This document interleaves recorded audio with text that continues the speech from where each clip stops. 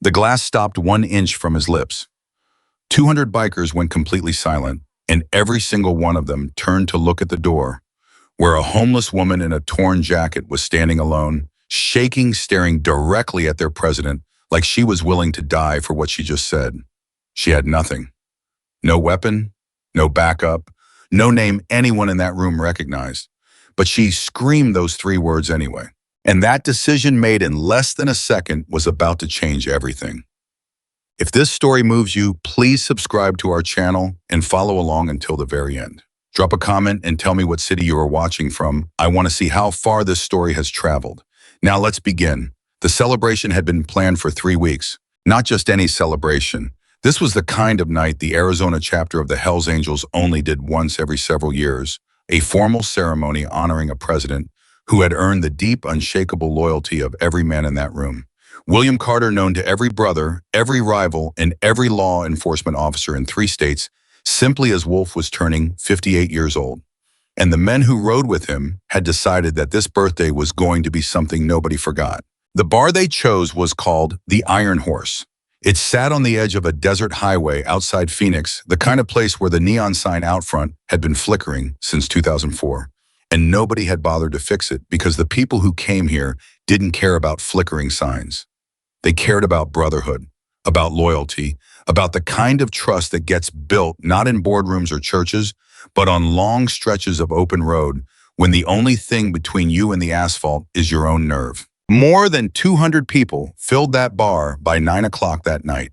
There were brothers who had ridden with Wolf since the 1990s. Men with gray in their beards and scars on their hands, who remembered what this club looked like before Wolf steadied it. There were younger members, guys in their 20s and 30s, who had grown up hearing stories about Wolf Carter, the way other kids grew up hearing stories about legends. There were wives and girlfriends, and a few trusted outsiders, people who had earned the right to be in that room through years of demonstrated respect. The music was loud. The drinks were cold. The air inside the Iron Horse smelled like leather and engine grease and cigarette smoke, and it felt like home to every person standing inside it. Richard Blake, the club's vice president, had personally arranged everything. The food, the decorations, such as they were because the Hells Angels didn't exactly go heavy on party streamers. The custom-made leather jacket with Wolf's name stitched into the back that Richard planned to present during the ceremony.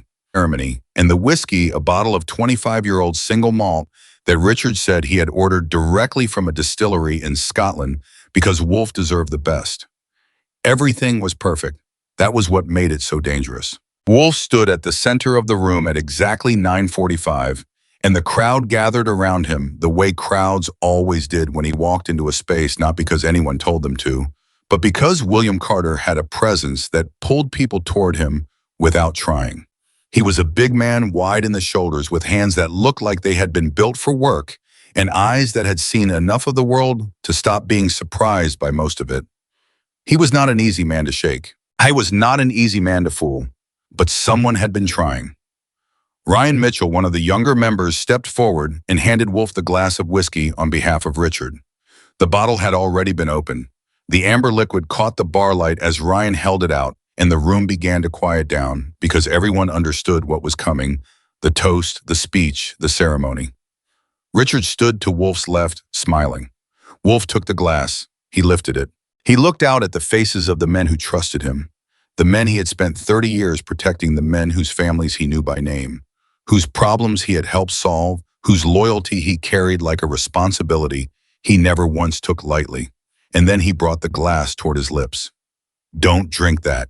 The voice came from the entrance. It was not a deep voice. It was not a voice of authority.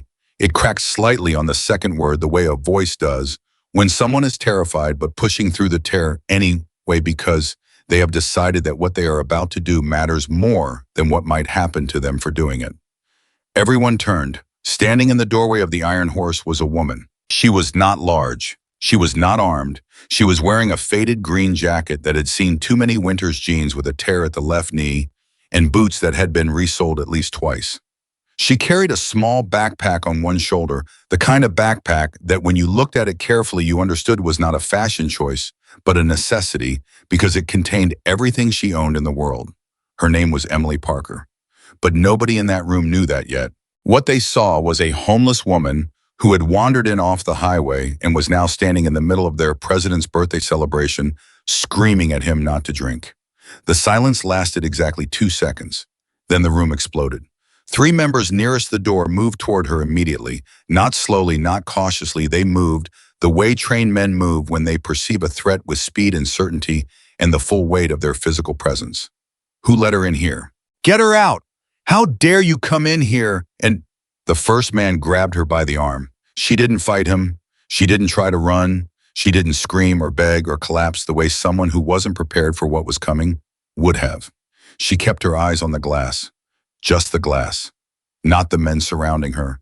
Not the crowd staring at her. Not the door she could have run for. The glass.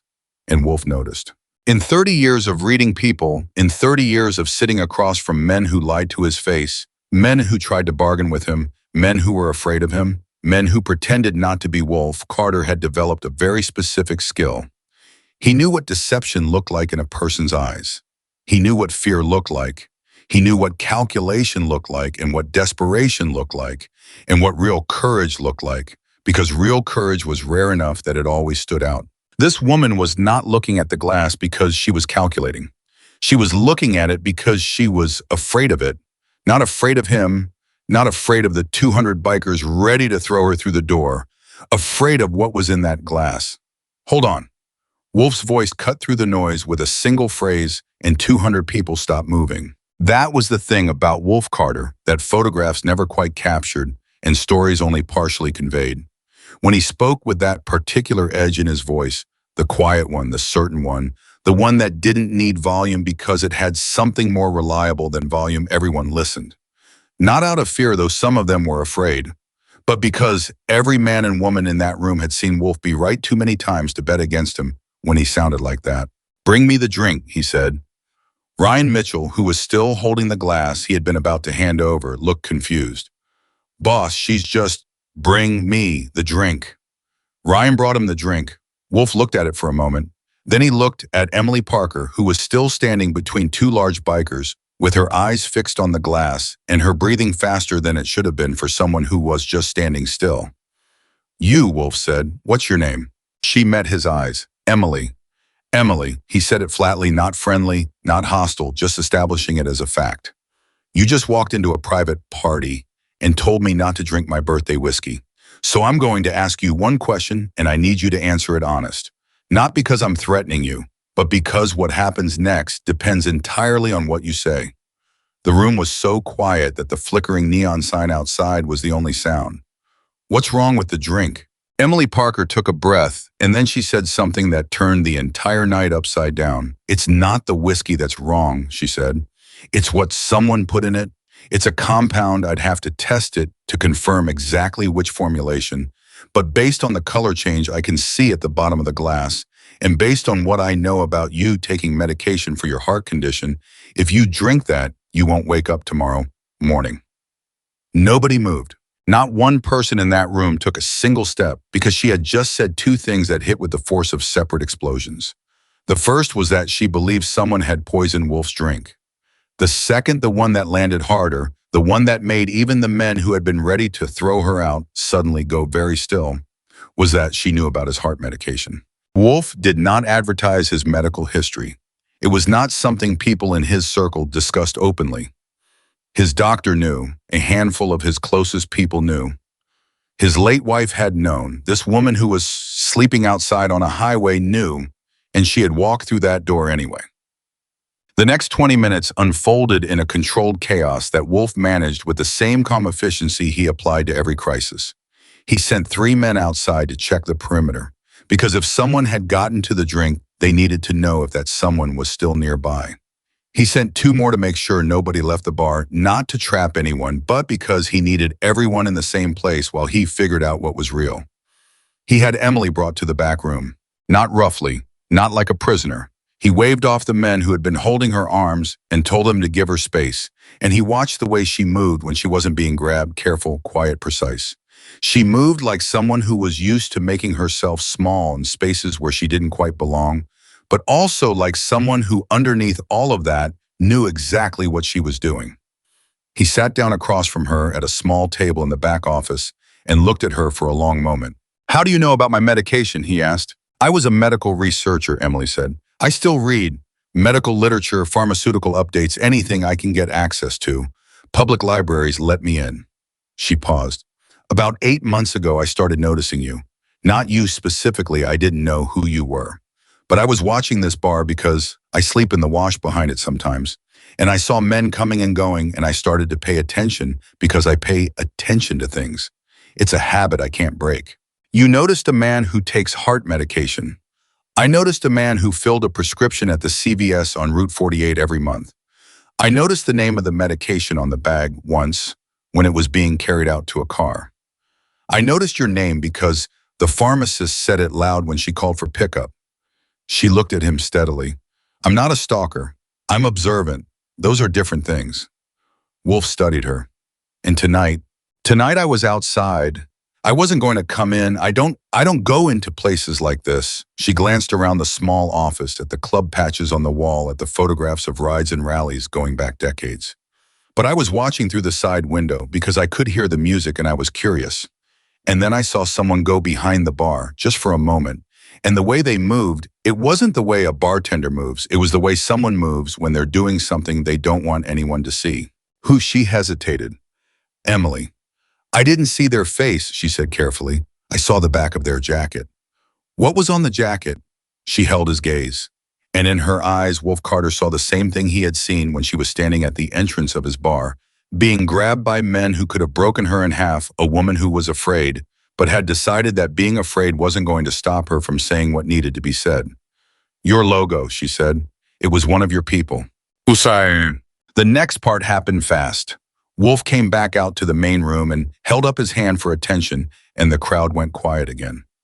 "I need someone to confirm something for me," he said calmly. "Ryan, come here."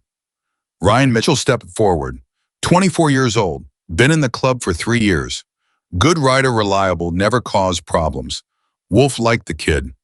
"I need you to take a small sip of that whiskey for me," Wolf said. "Just a small one, less than a swallow." Ryan blinked. "Boss, it's your drink." "I know it's my drink, and I'm asking you to taste it. Is that a problem?" Ryan Mitchell looked around the room, saw 200 faces watching him, and did what any young member of the club would do when his president asked him directly for something. He took the glass, he tilted it back, he took a small sip, he lowered the glass, and 4 seconds later, Ryan Mitchell's knees buckled. I went down hard, one hand catching the edge of the bar, his face going a color that nobody in that room had ever seen on a young, healthy man before. His breathing changed, tight, strained, wrong. Someone shouted for an ambulance. 2 men caught Ryan before he hit the floor. Wolf stood absolutely still for a moment in the center of the chaos, and he did something that no one who witnessed it would ever fully forget. He didn't panic. He looked at Ryan on the floor, and then he looked toward the back room where Emily was waiting, and his face went completely calm, in the way that faces go calm when a person has just confirmed something terrible and has moved directly from the confirmation into the response. He turned to face his 200 brothers. "Nobody leaves," he said. "Not one person." Emily was already moving when they opened the back room door for her. She came out with her backpack, pulled out a small kit that looked like something between a first aid kit and a researcher's travel pouch, and crouched down beside Ryan on the floor. She asked for water, clean water, not tap, if possible. She asked for a metal spoon or any piece of uncoated metal from behind the bar. She asked for a small amount of the whiskey in a separate glass. Nobody argued with her. Nobody questioned her. 200 bikers watched in complete silence as this woman who had walked in off the highway 30 minutes ago crouched on the floor of their bar and started working. She tested the reaction between the whiskey, the water, and the metal with a quiet precision that was completely at odds with everything else about her appearance. The worn boots, the torn jacket, the way she had been shaking when the men grabbed her at the door. Her hands were steady now. Her voice was steady when she spoke, explaining to Wolf what she was doing in short, clear sentences. "It's a compound designed to mimic a cardiac event," she said without looking up from what she was doing. "It's not a common poison. It's not something you'd find in a generic toxicology screening unless you knew to look for it. It interacts specifically with ACE inhibitors, the class of medication you're taking for your heart." In a healthy person, the dose Ryan took is enough to cause temporary arrhythmia and distress. Unpleasant, scary, but survivable. She paused. In someone already on that medication and someone your age with your specific prescription level, it would have been enough to cause cardiac arrest within 30 minutes. And it would have looked at first like natural causes. The room was so quiet you could hear people breathing. How do you know all of this? Richard Blake's voice came from the left side of the room. Emily looked up for the first time. She looked directly at Richard Blake. And something passed across her face, something so brief that only two people in that room caught it. Wolf caught it. And Richard caught it too, though, for different reasons. Because I used to study compounds like this, she said, in a laboratory a long time ago. She went back to working on Ryan, and Wolf filed that look away in the back of his mind like a photograph. The ambulance came 12 minutes later. Ryan was conscious by the time they arrived, pale shaken, but breathing correctly and able to speak. The paramedics stabilized him at the scene and took him to the hospital for monitoring. His girlfriend stood in the parking lot of the Iron Horse and cried while he was loaded into the ambulance, and Ryan held her hand through the open doors and told her he was fine, and every person standing in that parking lot understood how close the word fine had come to meaning nothing at all tonight. Wolf made sure someone would sit with Ryan at the hospital. He made sure Ryan's girlfriend had a ride and that she wouldn't be alone. That was the kind of man he was, even in the middle of what was turning into the worst night of his adult life. The details of the people he was responsible for didn't slip. Then he came back inside. Emily was sitting in the main room now, on a bar stool near the far end of the bar. Someone had given her a glass of water and a plate of food, and she was eating with the controlled care of someone who had learned not to take food for granted. She wasn't performing gratitude. She wasn't performing anything. She just ate quietly and waited. Wolf sat down next to her. For a minute, neither of them spoke. Then Wolf said, "You're going to tell me everything." It wasn't a request, but it wasn't a threat either. It was the voice of a man who had just survived something he didn't fully understand, yet speaking to the only person in the room who might be able to explain it to him. Emily set down her fork. She looked at him, and she started at the beginning. Her name was Dr. Emily Parker. That was the first thing that surprised him, not Emily, but Dr. Emily Parker, the title landing between them, like something that needed a moment to settle. She had grown up in Tucson, the older of two daughters, the one who read science textbooks for fun and drove her parents mildly crazy by turning every conversation into a research question. She had gone to university on a full academic scholarship, then to graduate school, then to a postdoctoral fellowship that had led her to a position at a company called North Star Medical Laboratories based in Scottsdale. She had been good at her job, more than good. She had been the kind of researcher that other researchers paid attention to, the kind whose work got cited and discussed and occasionally argued about in the journals, which was exactly the kind of attention that meant you were doing something that mattered. She had been 30 years old when she made the discovery that destroyed her life. "I was working on a safety audit," she told Wolf. "North Star had developed a new formulation of a cardiovascular medication. Not the one you're taking, a different class, but related. My job was to verify the safety data before it went to the FDA for approval. That was my entire job, find the problems before they become disasters." Wolf listened without interrupting. "I found something," she said. "A pattern in the trial data that didn't match the results they were reporting. Small statistical anomalies, the kind that most people would overlook because they'd assume data entry errors. But when I ran the full analysis, what I found was that the compound was being deliberately altered in certain dosage formulations. Not the ones being submitted for approval, but a separate production line that was being prepared quietly for elderly patients in long-term care facilities." Wolf said nothing, but something shifted in his expression. "The altered formulation would cause fatal cardiac events," Emily said. "It would look natural. It would look like the patient's underlying condition had progressed. It would be almost impossible to detect unless someone was specifically looking for it in a tox screen, and nobody would be looking for it because why would they? The patient was elderly. The patient had a heart condition. The patient died of heart failure. That's what the death certificate would say." Wolf said, "Who was doing it?" "I didn't know at first. I only knew what the data was showing me. So I documented everything and I went to my supervisor." She paused, and then things started happening very fast. She described what followed with the flat tone of someone who had told the story enough times in her own head that the emotions had been worn smooth like river stones. She had been removed from the project within 24 hours of bringing her concerns forward. She had been told her analysis was flawed. She had been told she was under review for data manipulation, that somehow, impossibly, the person who had discovered the fraud was being accused of committing it. Her computer files were wiped. Her lab access was revoked. Her supervisor, a man she had trusted and respected, stopped returning her calls. Within 3 months, she had been formally dismissed from Northstar on charges of research misconduct. The charges were detailed and documented, full of the kind of official language that sounds irrefutable unless you know the specifics of what actually happened. And by then, Northstar had made sure that everyone who might know the specifics was either intimidated into silence or no longer in a position to speak. Her professional reputation, the thing she had built from the age of 18 through years of sustained serious work, disappeared in a single quarter. She couldn't get hired. Not in research, not in adjacent fields, not in roles that had nothing to do with Northstar. Because the dismissal was on her record, and the charges were on her record, and in a professional world where reputation is everything, a record like that is a door that stays locked, regardless of how hard you knock. She burned through her savings, fighting the dismissal through every channel available to her. She lost. She had moved out of her apartment in Scottsdale when she could no longer make rent. She had spent 2 months on a friend's couch. She had spent another month in a shelter. And then, through a series of small collapses that each felt minor on their own, but added up to something irreversible, she had found herself living outside. For 5 years. In the wash behind an old biker bar on a highway outside Phoenix. Wolf sat with that for a moment. "You said you looked up who was responsible," he said. "Did you find out?" Emily looked at him. "Yes," she said. "Tell me." She took a breath. And then she looked very carefully at the room behind Wolf, at the faces, at the positions, at the man standing 20 feet away, near the pool tables with a drink in his hand, and his eyes moving between Wolf and Emily with just slightly more focus than someone who wasn't worried would need to.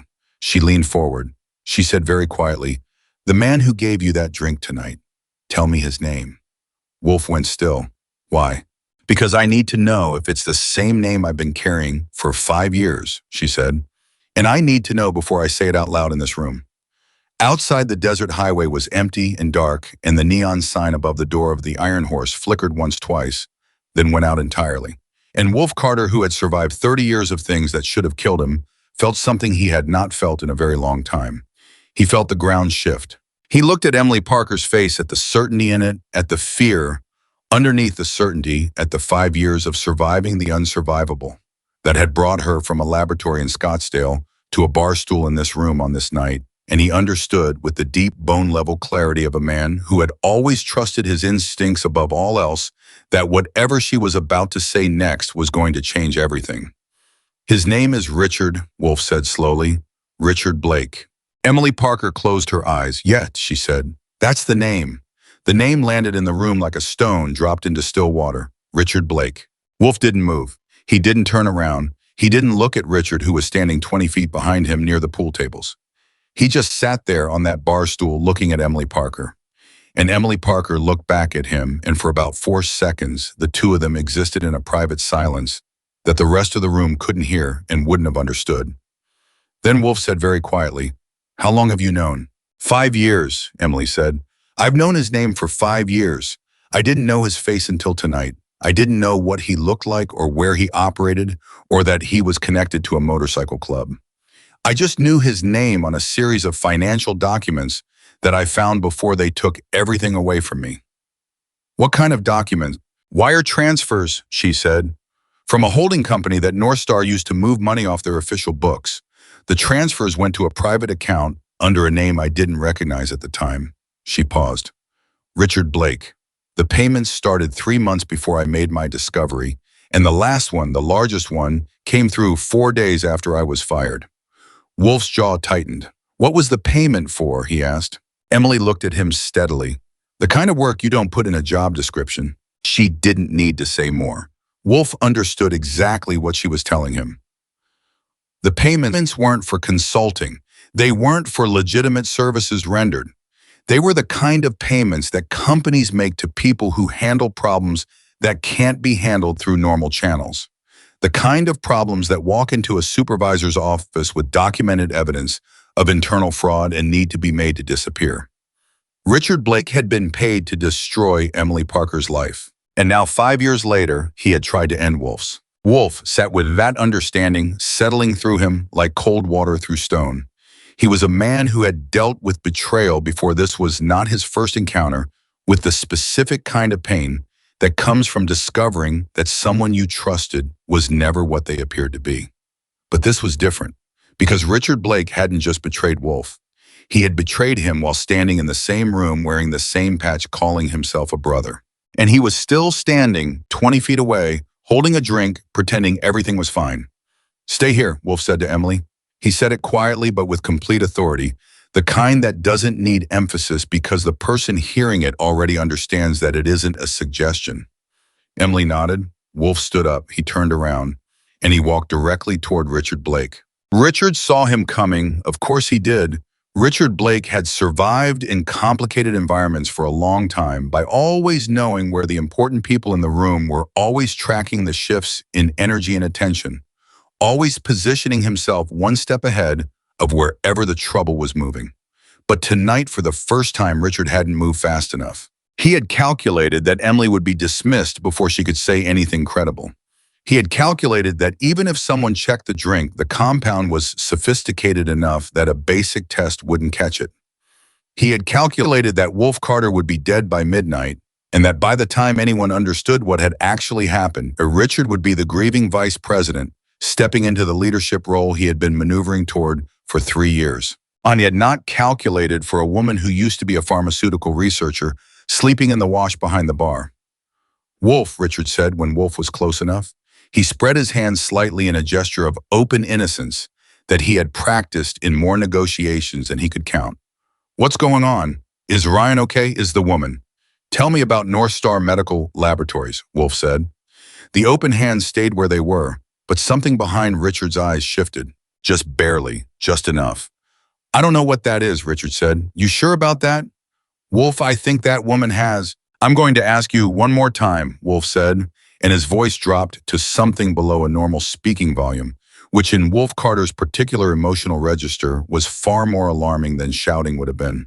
"And I want you to think very carefully before you answer, because I've been sitting back there for 45 minutes listening to a woman describe in specific detail a series of financial transactions made to your name from a pharmaceutical company in Scottsdale, and she still has documents." That last sentence. Richard's expression didn't collapse. He was too controlled for that, too practiced at maintaining composure under pressure. But something in the geometry of his face changed, a subtle tightening around the eyes, a fraction of tension in the jaw, and Wolf, who had been reading men's faces in high-stakes moments for 30 years, caught every bit of it. "She's lying," Richard said. "She's a homeless woman. She walked in off the street. You're going to take her word over mine." "I took her word over yours 45 minutes ago," Wolf said, "when I asked Ryan to taste the drink." The silence that followed that sentence was a different kind of silence than the ones that had come before. It was the silence of a room full of people who were listening very hard and arriving at conclusions they didn't want to arrive at. Because every person in the Iron Horse had watched Ryan Mitchell collapse. They had watched the ambulance come. They had stood in the parking lot and watched a 24-year-old kid get loaded into the back of a vehicle because he had taken one small sip of what was supposed to be the president's birthday drink.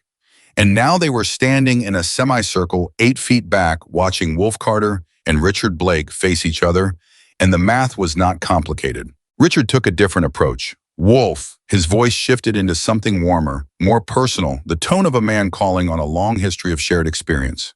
"We have been brothers for 17 years. 17 years. You know me. You know what I've done for this club, what I've sacrificed. You're going to let a stranger walk in here and—" "Her name is Dr. Emily Parker," Wolf said. "She used to work at a research laboratory in Scottsdale. She found evidence of pharmaceutical fraud. She reported it, and then someone was paid to make sure she could never report anything ever again." He paused. "Are you going to keep telling me you don't know what North Star Medical Laboratories is?" The warmth drained out of Richard's voice. What replaced it wasn't quite coldness. It was something harder to categorize the flat, stripped-down expression of a man who has just done the mental calculation and realized that the performance isn't working anymore and hasn't decided yet what comes next. "You can't prove anything," Richard said, and the room heard it. Not a denial, not outrage, not the response of an innocent man being falsely accused in front of his brothers. "You can't prove anything." 3 words that confirmed everything. The shift in the room was physical. Men who had been standing with their weight evenly distributed moved. Positions changed. The loose semicircle that had kept a respectful distance from the conversation began slowly to become something else. Richard felt it. "I want a lawyer," he said. "You're not under arrest," Wolf said. "Then I'm leaving." "No," Wolf said, "you're not." Richard looked at the men around him. He had known many of these men for years. He had ridden with them, argued with them, celebrated with them, trusted them in situations where trust was the only thing that stood between a good outcome and a terrible one. He had built his entire position inside this organization on the belief that the loyalty these men felt toward him was real, was personal, was his. I understood now, watching their faces, that loyalty in this room had never belonged to him. It had always belonged to Wolf, and he had just tried to kill Wolf. "I'm not saying another word without Emily," Wolf called across the room. She came out of the back, slowly, still carrying her backpack, still moving with that careful deliberateness that Wolf had already started to read as her default mode, the way a person moves when they have spent years learning to take up as little space as possible. She stopped next to Wolf. She looked at Richard Blake for the first time, with his face clearly visible in front of her. And Richard Blake looked at Emily Parker. Whatever he saw in her face, whatever combination of 5 years of survival and tonight's impossible courage, and the steady, unbroken certainty of a woman who had already lost everything and was therefore afraid of nothing, it made him look away first. That was the moment Wolf knew with complete certainty, not the documents, not the test, not Ryan on the floor. The moment Richard Blake could not hold Emily Parker's gaze. That was the moment Wolf knew. "Sit down, Richard," Wolf said quietly. "We're going to have a long conversation." Richard sat down, and Emily Parker stood next to William Carter in the bar she had been sleeping behind for 6 months, wearing the only jacket she owned, and she did not look triumphant or vindicated or relieved. She looked tired. The way a person looks when they have been carrying something very heavy for a very long time and have finally been allowed to put it down. She looked tired, and she looked real, and every person in that room who was paying any attention at all could see it. The woman who had walked in off the highway to save a man she didn't know had just helped unravel a conspiracy that had been running for 5 years. But the full story was only beginning to surface, because Richard Blake had not acted alone. And the deeper Wolf dug over the next 2 hours, the more he began to understand that what had happened to Emily Parker was not just one man's crime. It was a system, and the system is still running. Wolf pulled 2 of his most trusted men aside, Marcus Webb, who had been with the club for 22 years and had a background in investigation that nobody discussed in detail, and Daniel Ortega, who was methodical and quiet and never reached a conclusion before the evidence supported it. He explained in low, direct sentences what Emily had told him. Marcus listened without expression. Daniel took out a small notebook and wrote specific terms down. North Star Medical Laboratories, the holding company name Emily had given, the dates of the wire transfers, the formulation class of the compound Emily had identified in the whiskey. "How solid is her documentation?" Marcus asked. Wolf looked at Emily, who was sitting at the bar across the room. "Solid enough that they destroyed her entire life trying to erase it," he said. Marcus nodded. That was a kind of answer that meant something specific to people who understood how these things worked. You don't burn a person down to the ground over documentation that doesn't exist. You burn them down because what they have is real and what it proves is serious. "Give me 2 hours, Marcus said. "You have one," Wolf said. Marcus and Daniel moved to the back office with Emily and 3 laptops in a series of phone calls that Wolf deliberately did not listen to because there were things you needed to know and things you were better off not knowing until they were confirmed, and Wolf Carter had always been very precise about which category each piece of information belonged in.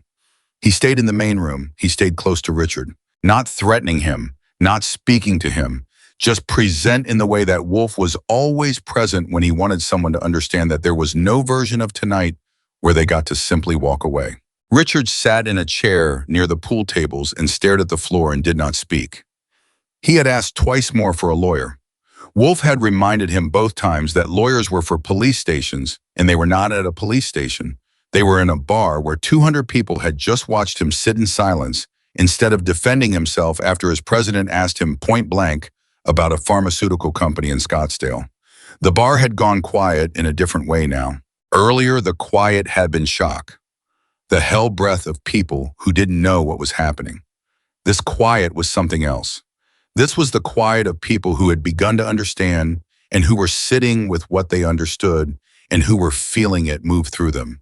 The way a verdict moves through a courtroom after the word is spoken, the irreversibility of it, the weight of knowing that something that cannot be undone has just happened. Brothers who had known Richard Blake for over a decade were looking at him and seeing a stranger. That was perhaps the most painful thing in the room that night.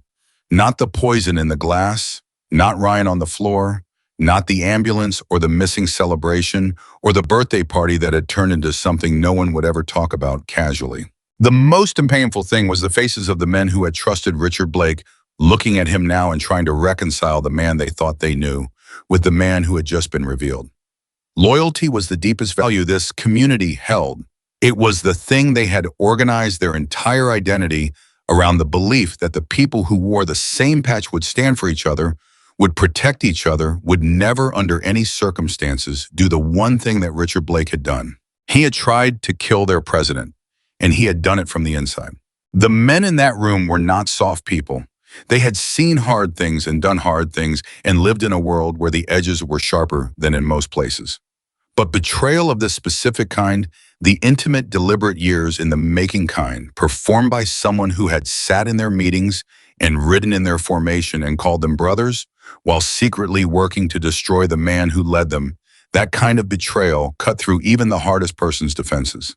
A man named Joe Briggs, who had known Richard Blake for 11 years, who had stood up at Richard's second wedding and given a toast about loyalty and brotherhood, walked out of the bar at one point and stood in the parking lot for 10 minutes by himself. When he came back in, his face was the specific closed-down expression of a man who has finished grieving something and has moved into the part that comes after grief. He walked past Richard's chair without looking at him. That was the verdict that mattered. Not any court, not any legal process. Joe Briggs walking past a chair without looking at the man sitting in it.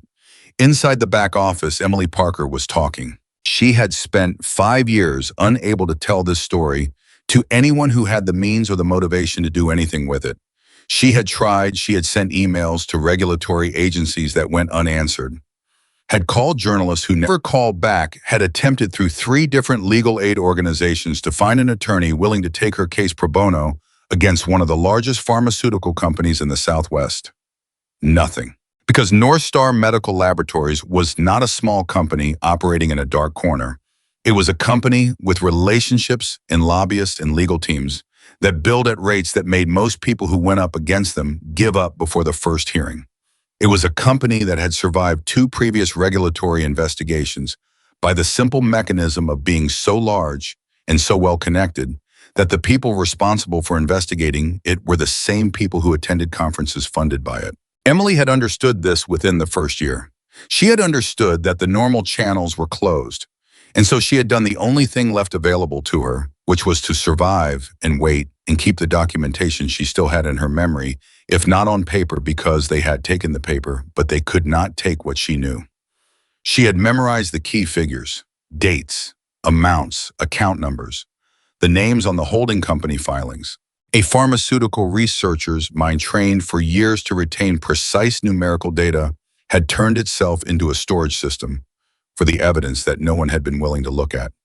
Marcus Webb looked up from his laptop and said, "The holding company checks out. It's real. Registered in Delaware, dissolved in 2022, but the filing history is public record." Daniel Ortega was on the phone with someone. Wolf had never met a contact in a world that existed parallel to the legal world, and occasionally produced results that the legal world could then act on. Daniel spoke quietly in very specific terms, and the person on the other end spoke back. Emily sat in the middle of all of it, answering questions when they were asked, waiting when they weren't. At one point, Marcus looked up from his screen and said without any particular inflection, "Did you know that 3 people died?" Emily went very still. What? Elderly patients, long-term care facilities. 2 in Maricopa County, 1 in Pima. Marcus turned the laptop toward her. Death certificates. Cardiac causes all 3. Patients ranging from 71 to 84 years old. All 3 had been prescribed the medication that North Star was preparing the altered formulation for. He paused. The time frame matches the production run you identified. Emily stared at the screen. Her face went through something very complicated in the space of about 30 seconds. Something that started as confirmation. This was what she had feared, what she had known was happening, what she had tried to stop and move through the specific grief of a person who discovers that what they tried to prevent happened anyway, and arrives somewhere harder and quieter and more determined than either of those things. I knew, she said. I didn't have the names, but I knew. She had known for 5 years. She had been sleeping outside for 5 years, carrying the knowledge that 3 people were dead because she hadn't been able to make anyone listen in time. Marcus closed the laptop. He had been in difficult situations before. He had sat across from people in pain before. But something about the way Emily Parker said those 2 words I knew with that specific carried weight hit him in a way that most things didn't hit him anymore. King said, "You did everything you could." Emily looked at him. "No," she said. "I did everything I could inside a system that was designed to stop me. That's a different thing."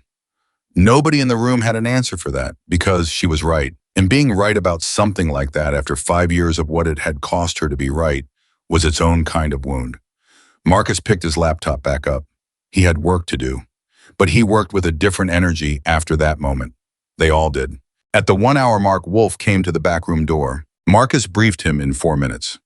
The holding company was real. The account under Richard's name was traceable through 2 shell structures to a personal banking account that still had a transaction history. The timeline of the payments aligned precisely with the timeline Emily had described. The compound, identified in the whiskey, matched a class of synthetic agents that had been the subject of a suppressed internal safety report at North Star, a report that Marcus had found referenced in a regulatory filing from 2019 that had somehow slipped through the company's document management process. The suppressed report bore, among others, the signature of a research director at North Star. The research director's name was not Richard Blake. It was someone higher, someone whose name Wolf did not recognize. "Who is he?" Wolf asked. Marcus said the name. Wolf stared at him. "You're sure?"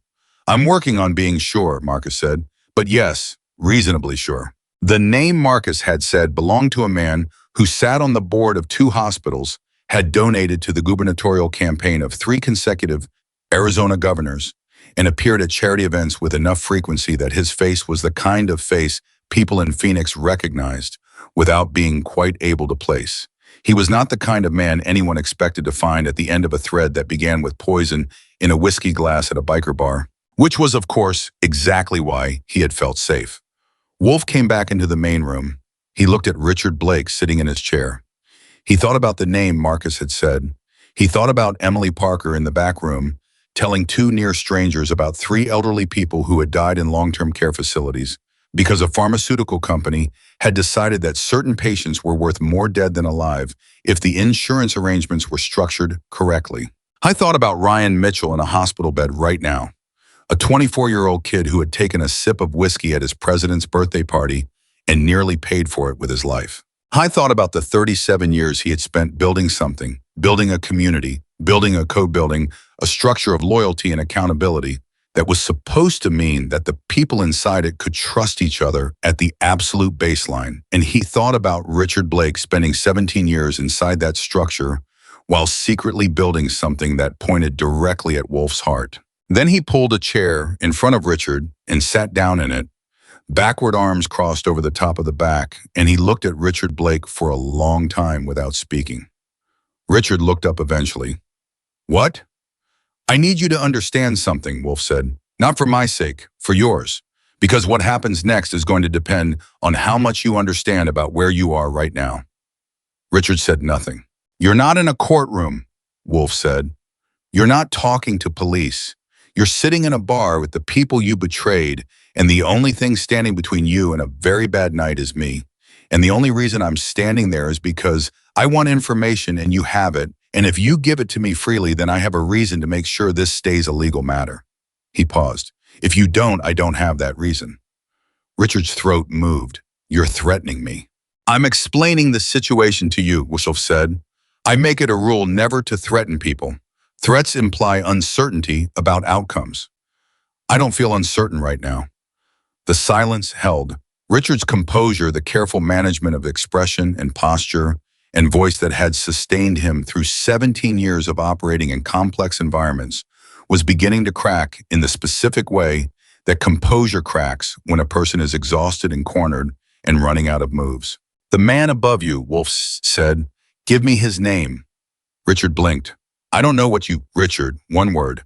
But the way Wolf said it, the weight in it, the complete absence of anything that might be confused for patience, stopped Richard mid-sentence. "The board member," Wolf said, "the one whose signature is on the suppressed safety report, the one who made the initial arrangement that you were paid to carry out." He let that sit for a second. "My people are going to find him regardless. The only question is whether you're in front of this or behind it when they do." Richard Blake looked at Wolf Carter for a long time. And then slowly, with the specific deflation of a man who has made his calculation and arrived at the only answer that still makes sense, he said a name. And Wolf understood when he heard it why Richard Blake had believed he was untouchable. Because the name he said was connected to people with the kind of power that usually did make people untouchable.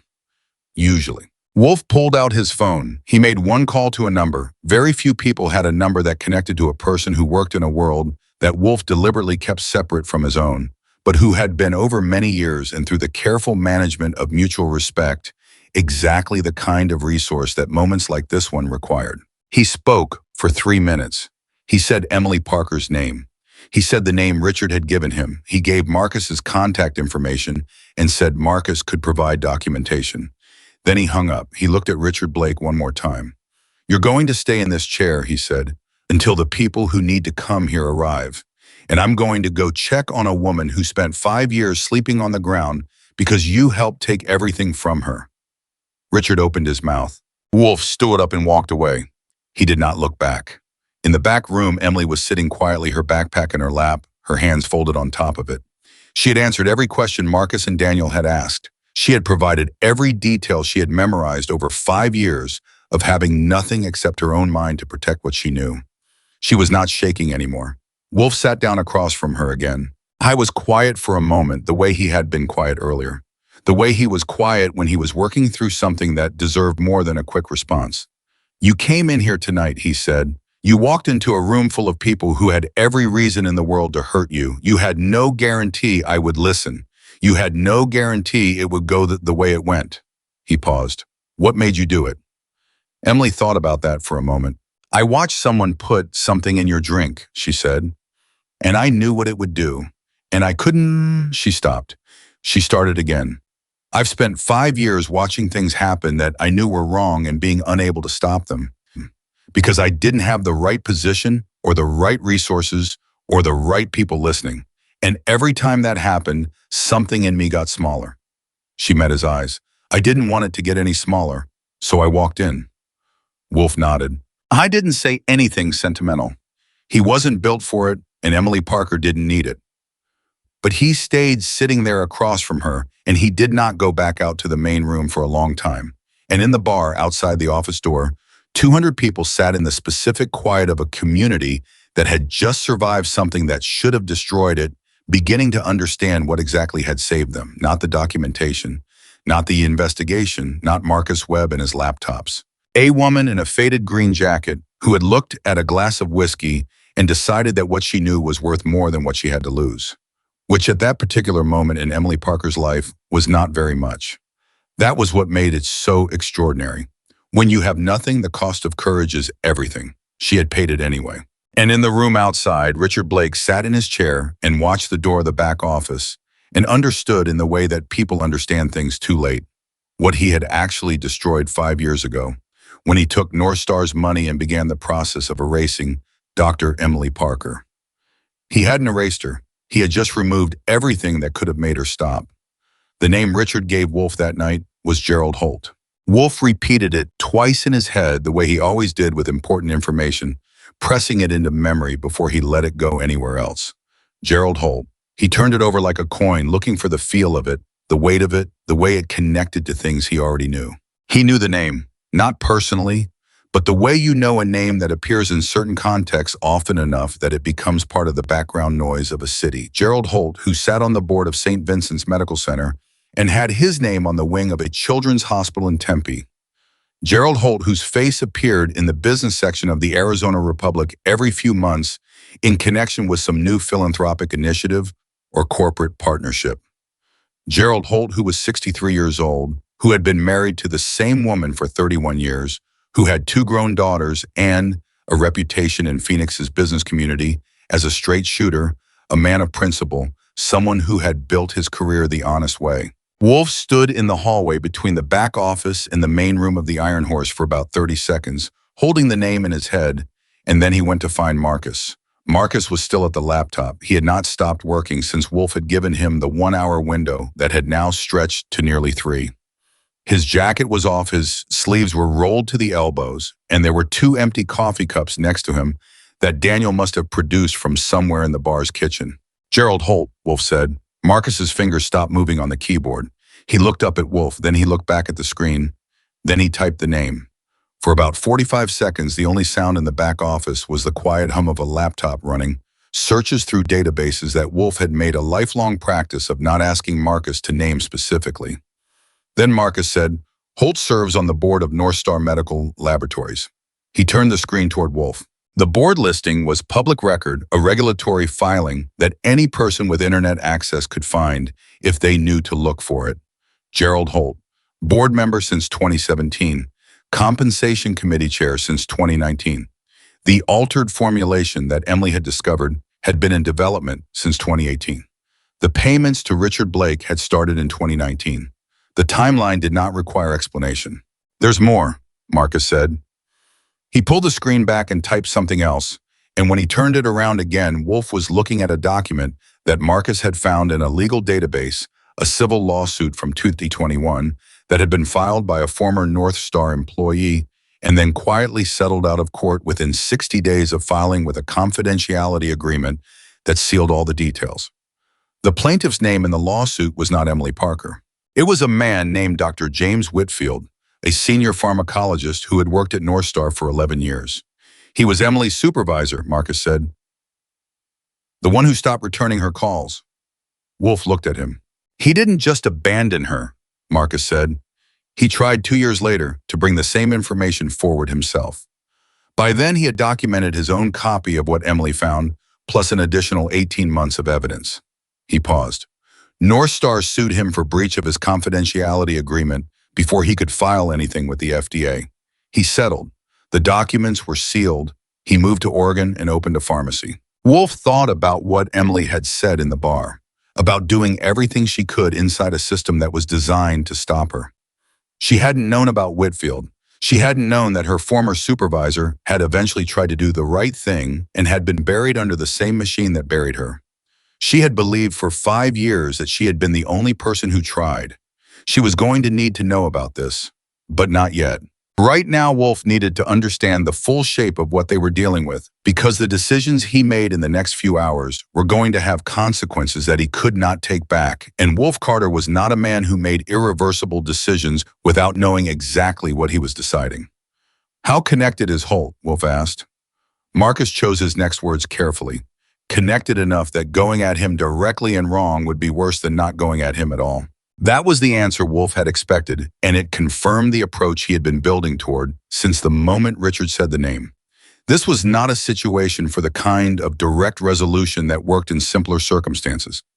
Gerald Holt was not a man you cornered in a bar and pressured into a chair.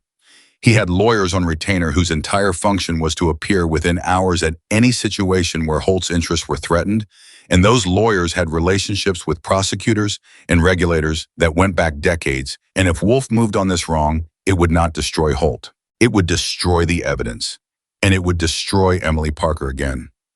Wolf was not going to let that happen. He went back to the main room. He found Emily where he had left her on the bar stool at the far end of the bar, but she was not alone anymore. Sometime in the last hour, a woman named Sandra Torres, the wife of one of the senior members, a practical, grounded woman who had been around this community long enough to read situations quickly and respond to them without drama, had sat down next to Emily and simply stayed there. She hadn't interrogated Emily.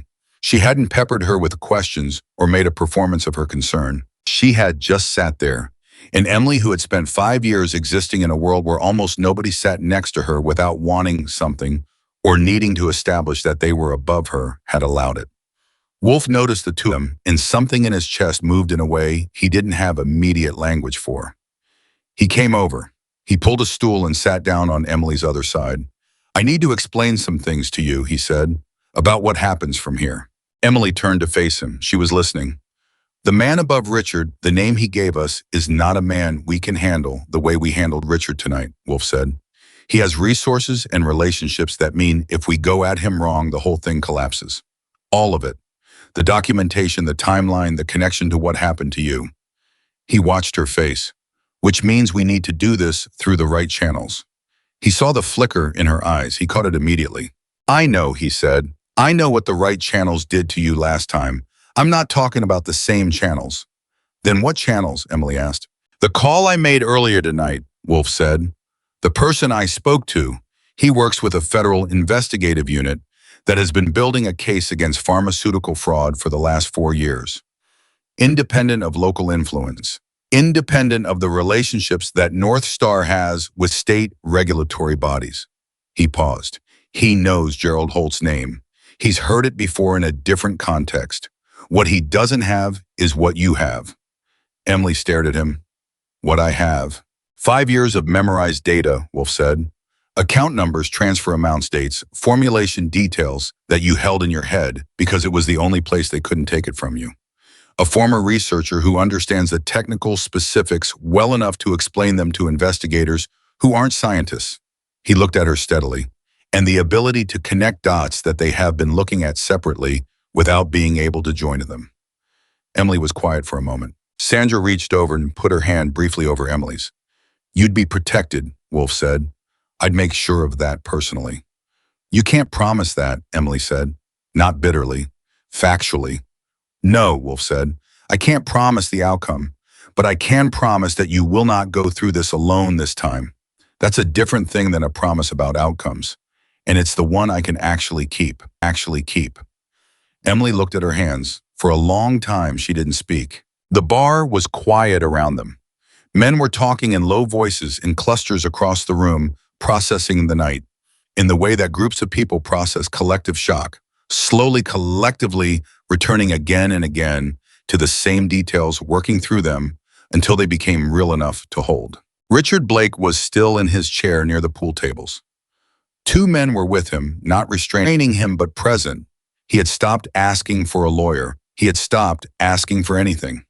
He sat with his elbows on his knees and his eyes on the floor, and he had been in that position for so long that the posture had stopped looking like defeat and started looking like something more permanent. Emily looked at Richard from across the room. "He knew me," she said quietly. "When I walked in tonight, when I was standing at the door, he knew exactly who I was. That's why he moved so fast to have me removed." She paused. "He recognized me." Wolf looked at her. "How do you know?" "You know, because of the way his face changed when he saw me," she said. "Not surprise, recognition.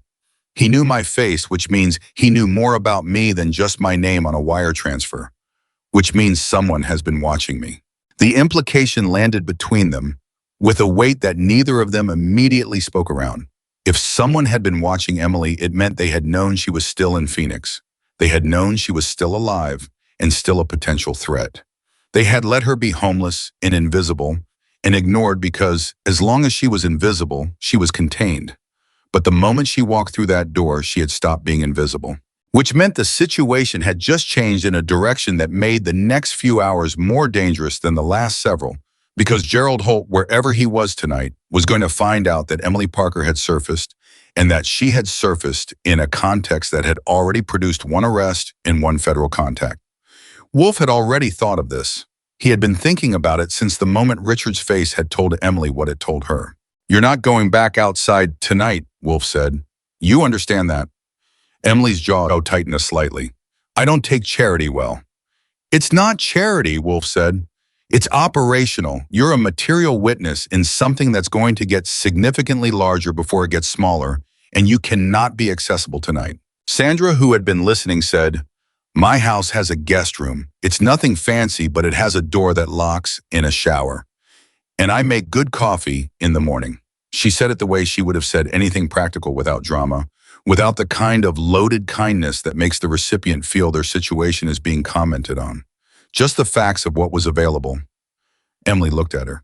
"Okay," Emily said. It was such a small word, but the way she said it quietly with the specific exhale of someone who has been holding tension in their body for so long that the act of releasing even a fraction of it requires conscious permission to themselves, it carried more in it than most long speeches. "Good," Wolf said.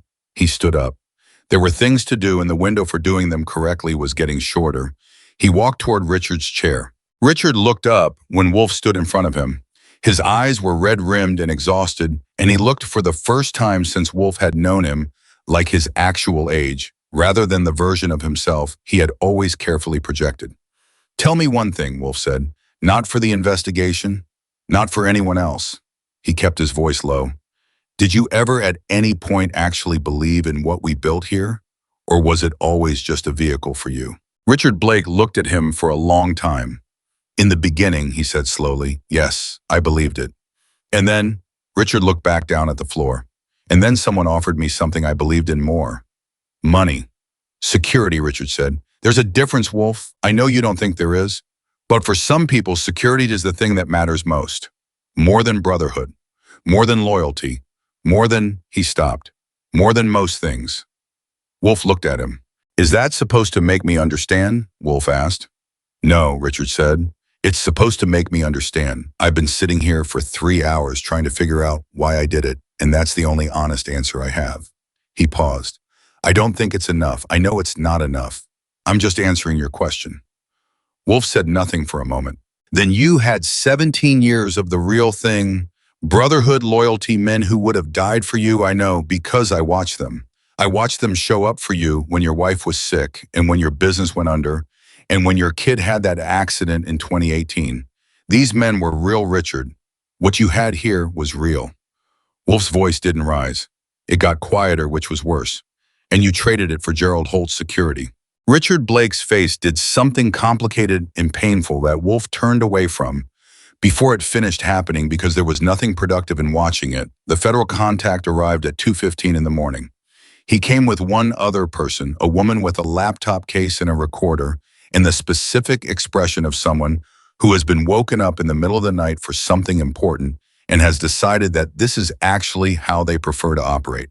Wolf had cleared the main room to a skeleton crew of 5 trusted members before they arrived. He hadn't told anyone who was coming or why, just that the room needed to be clear and that anyone who had a problem with that could bring it to him directly. Nobody brought it to him directly. Emily met the federal agent in the back office. His name was Tom Reardon. He was 51 years old, had 23 years in federal investigation, and had the manner of a man who had sat across from enough people in enough rooms to have stopped performing anything in particular. He did not lead with sympathy or with authority. He sat down, opened a folder, and said, "I'm told you have specific financial information relating to a series of wire transfers conducted between 2019 and 2021. I'd like to hear everything you remember." Emily looked at him. She had sat in rooms like this before. She had sat across from investigators before, not federal, not this level, but people who had taken her information and looked at it with skepticism and ultimately filed it in a drawer. She had done this before, and it had not worked before, and the specific scar tissue that experience leaves behind doesn't go away just because the room is different and the person across from you seems more serious. "Before I tell you anything," Emily said, "I need to know something." Tom Reardon looked at her. "Go ahead." 3 elderly patients died," Emily said. "Maricopa County, Pima County. Between 2019 and 2020, cardiac causes listed on the death certificates. I need to know if those cases are in your files." Reardon held her gaze for a moment.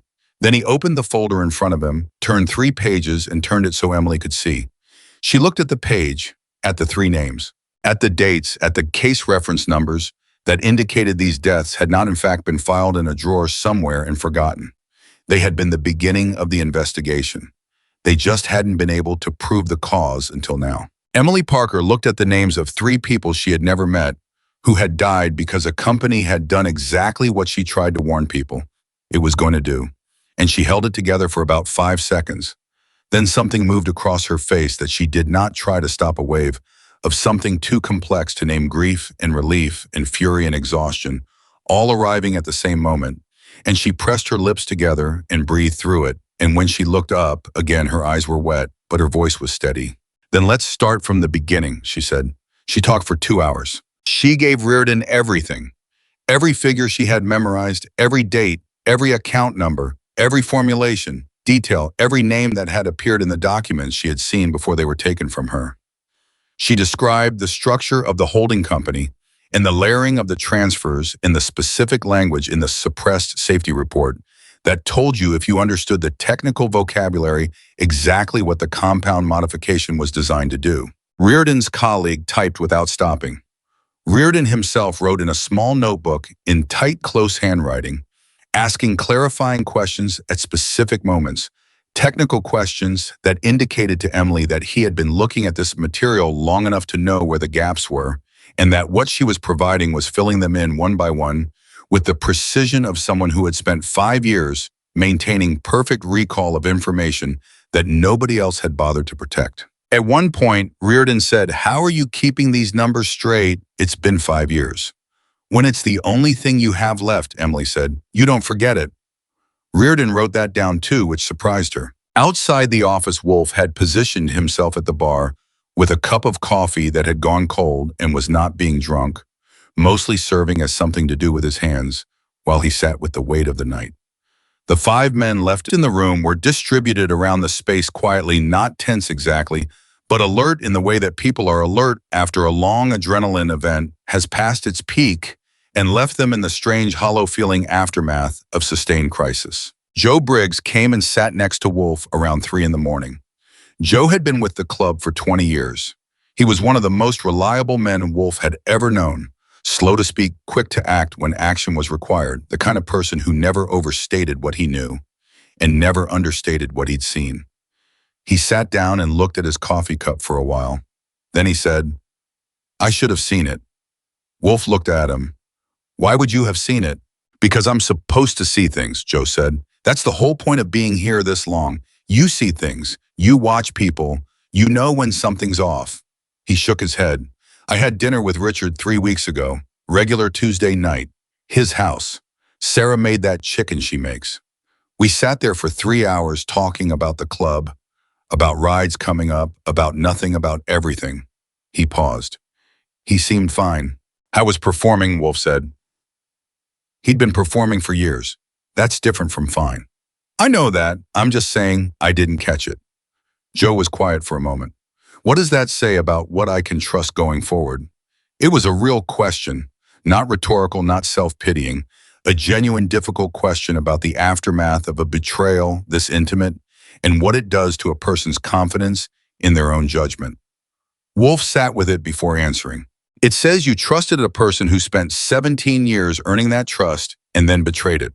Wolf finally said, "Which means your trust wasn't wrong. It was manipulated. There's a difference." He turned to look at Joe directly. "If you stop trusting because someone manipulated your trust, they win twice.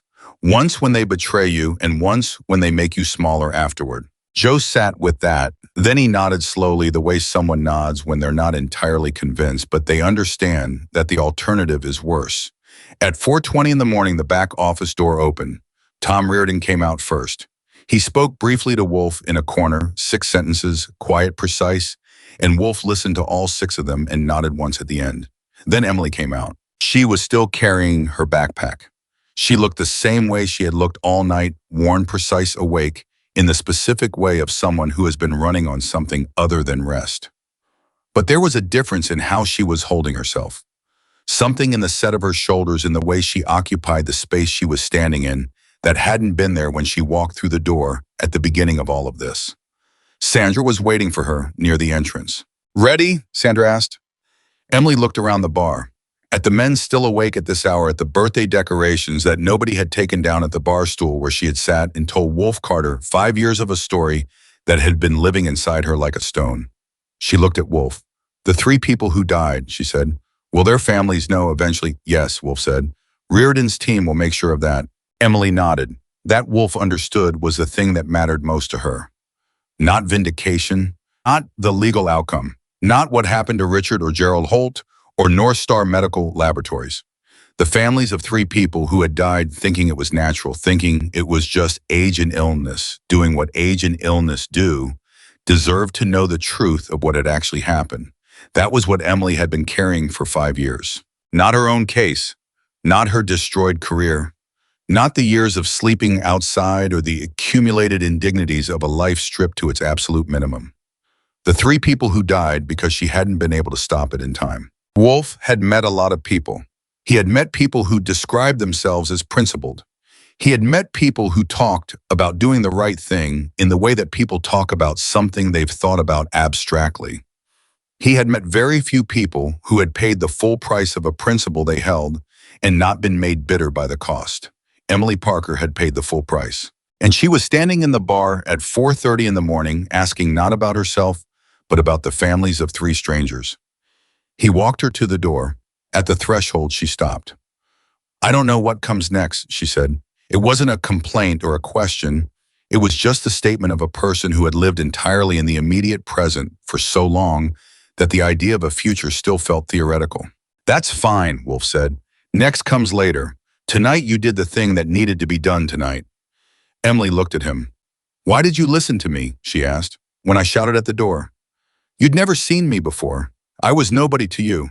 You had 200 people in this room and I was a stranger in a torn jacket. Why did you stop? Wolf thought about how to answer that. Because you weren't looking at me, he said. You were looking at the glass, and a person who's lying to get attention, or who's crazy, or who's dangerous, they look at the person they're trying to affect. You weren't trying to affect me. He paused. You were afraid of what was in that glass. And fear like that is real. It doesn't perform. Emily was quiet for a moment, then she said, thank you. Don't thank me, Wolf said. I almost drank the thing. It was the first time all night that Emily Parker almost smiled. It appeared at the corner of her mouth for less than a second, and then it was gone again, but Wolf caught it. Sandra took Emily to her car. Wolf stood at the door of the Iron Horse and watched the taillights disappear down the highway. And he stayed there longer than he needed to, looking at the dark stretch of desert road, thinking about the things he now knew that he hadn't known 12 hours ago. I thought about the wash behind this building, where a woman with a PhD and a memorized archive of evidence had been sleeping for 6 months. He thought about the phone call he needed to make in the morning to his attorney, and the call after that to the member of his network, who handled situations that required legal infrastructure and discretion in equal measure. I thought about Ryan Mitchell in a hospital bed, and he pulled out his phone and checked the update from the man he'd sent to sit with Ryan. Ryan was stable. Ryan was sleeping. Ryan was going to be okay.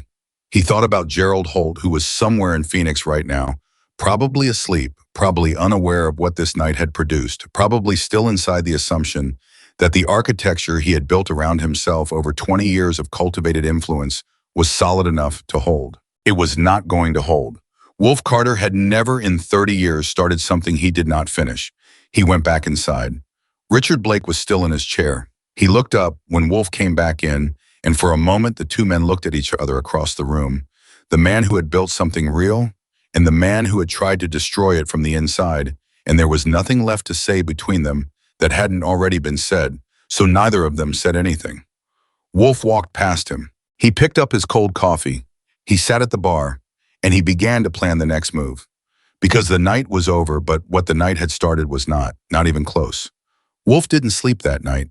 He stayed at the Iron Horse until the sky outside started going from black to the particular deep blue that comes just before dawn, when the desert goes quiet in a different way than it's quiet at midnight, less like absence and more like something holding its breath. He sat at the bar with 3 cups of coffee he barely touched, and a legal pad he filled with notes in his tight, angular handwriting. Names, dates, sequences of events, the shape of what they knew and the shape of what they still needed. At 6 in the morning, he called his attorney, a woman named Carol Britton, who had handled the club's legal affairs for 14 years, and who answered her phone on the second ring despite the hour with the brisk, alert manner of someone who had long since accepted that certain clients operated outside conventional time zones. "I need you to listen carefully," Wolf said. "This is going to take a while." It took 40 minutes. Carol listened to all of it without interrupting, which was one of the things Wolf valued most about her, the discipline to hear the complete picture before she started building her response to it. When he finished, she was quiet for about 10 seconds. Then she asked 4 specific questions. Wolf answered all 4. "Okay," Carol said. "Here is what I need you to understand. If Reardon is legitimate and his federal unit is as independent as he claims, then the documentation Emily provided last night is potentially the most important thing to happen to this case since those 3 patients died. But the window between now and when Gerald Holt becomes aware that something broke open last night is closing. And once he knows, the first thing he'll do is start moving assets and burning records. How long do we have? If nobody talks. Maybe 48 hours before he hears something from someone connected to Richard's arrest. Maybe less." She paused. "Wolf, I have to ask you directly. Is there anyone in your organization beyond Richard who might be connected to Holt?" The question landed with the specific weight of something Wolf had already been turning over in his mind since 3 in the morning. He had spent the drive home from the Iron Horse reviewing relationships, reviewing conversations, reviewing the small moments over the past 3 years when things had felt slightly off and he had attributed them to nothing important. "I don't know yet," he said. "I'm working on that assumption until I can rule it out." "Good," Carol said. "Keep it tight. Talk to Reardon today. And Wolf, keep Emily somewhere safe. She's the linchpin. Everything else is supporting evidence. She's the one who can explain the technical specifics in a way that investigators can actually use." Wolf hung up. He looked at the legal pad. Then he picked up his phone and called Sandra Torres. Sandra answered on the first ring. She had also not slept. "She's okay," Sandra said before Wolf could ask. "She's in the guest room. She showered last night and I gave her some of my daughter's clothes because what she had was a pause." "She's okay, Wolf. Can she talk to me this morning?" "Let me check." There was the sound of footsteps and a knock and a door opening, and then Emily's voice, slightly rougher than it had been the night before, but fully present. "I'm awake." Wolf said, "I need to ask you something, and I need you to think carefully before you answer." "Go ahead. Is there anything you held back last night? Anything you didn't tell Reardon because you weren't sure about him yet, or because the moment wasn't right, or because you wanted to verify something first?" Silence. Not the silence of someone who had nothing to say. The silence of someone deciding. "Yes," Emily said. Wolf waited. "There's a name I didn't give him," Emily said. "Not because I was protecting anyone, because it's the one piece I can't fully verify from memory alone. I have the number, the account number, associated with a third set of transfers that ran a parallel to the ones connected to Richard.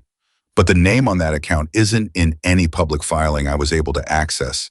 I know the number, I don't know whose it is." "How confident are you in the number?" 100%, Emily said. "I've been reciting it to myself every week for 5 years. It's as solid as anything I gave Reardon last night."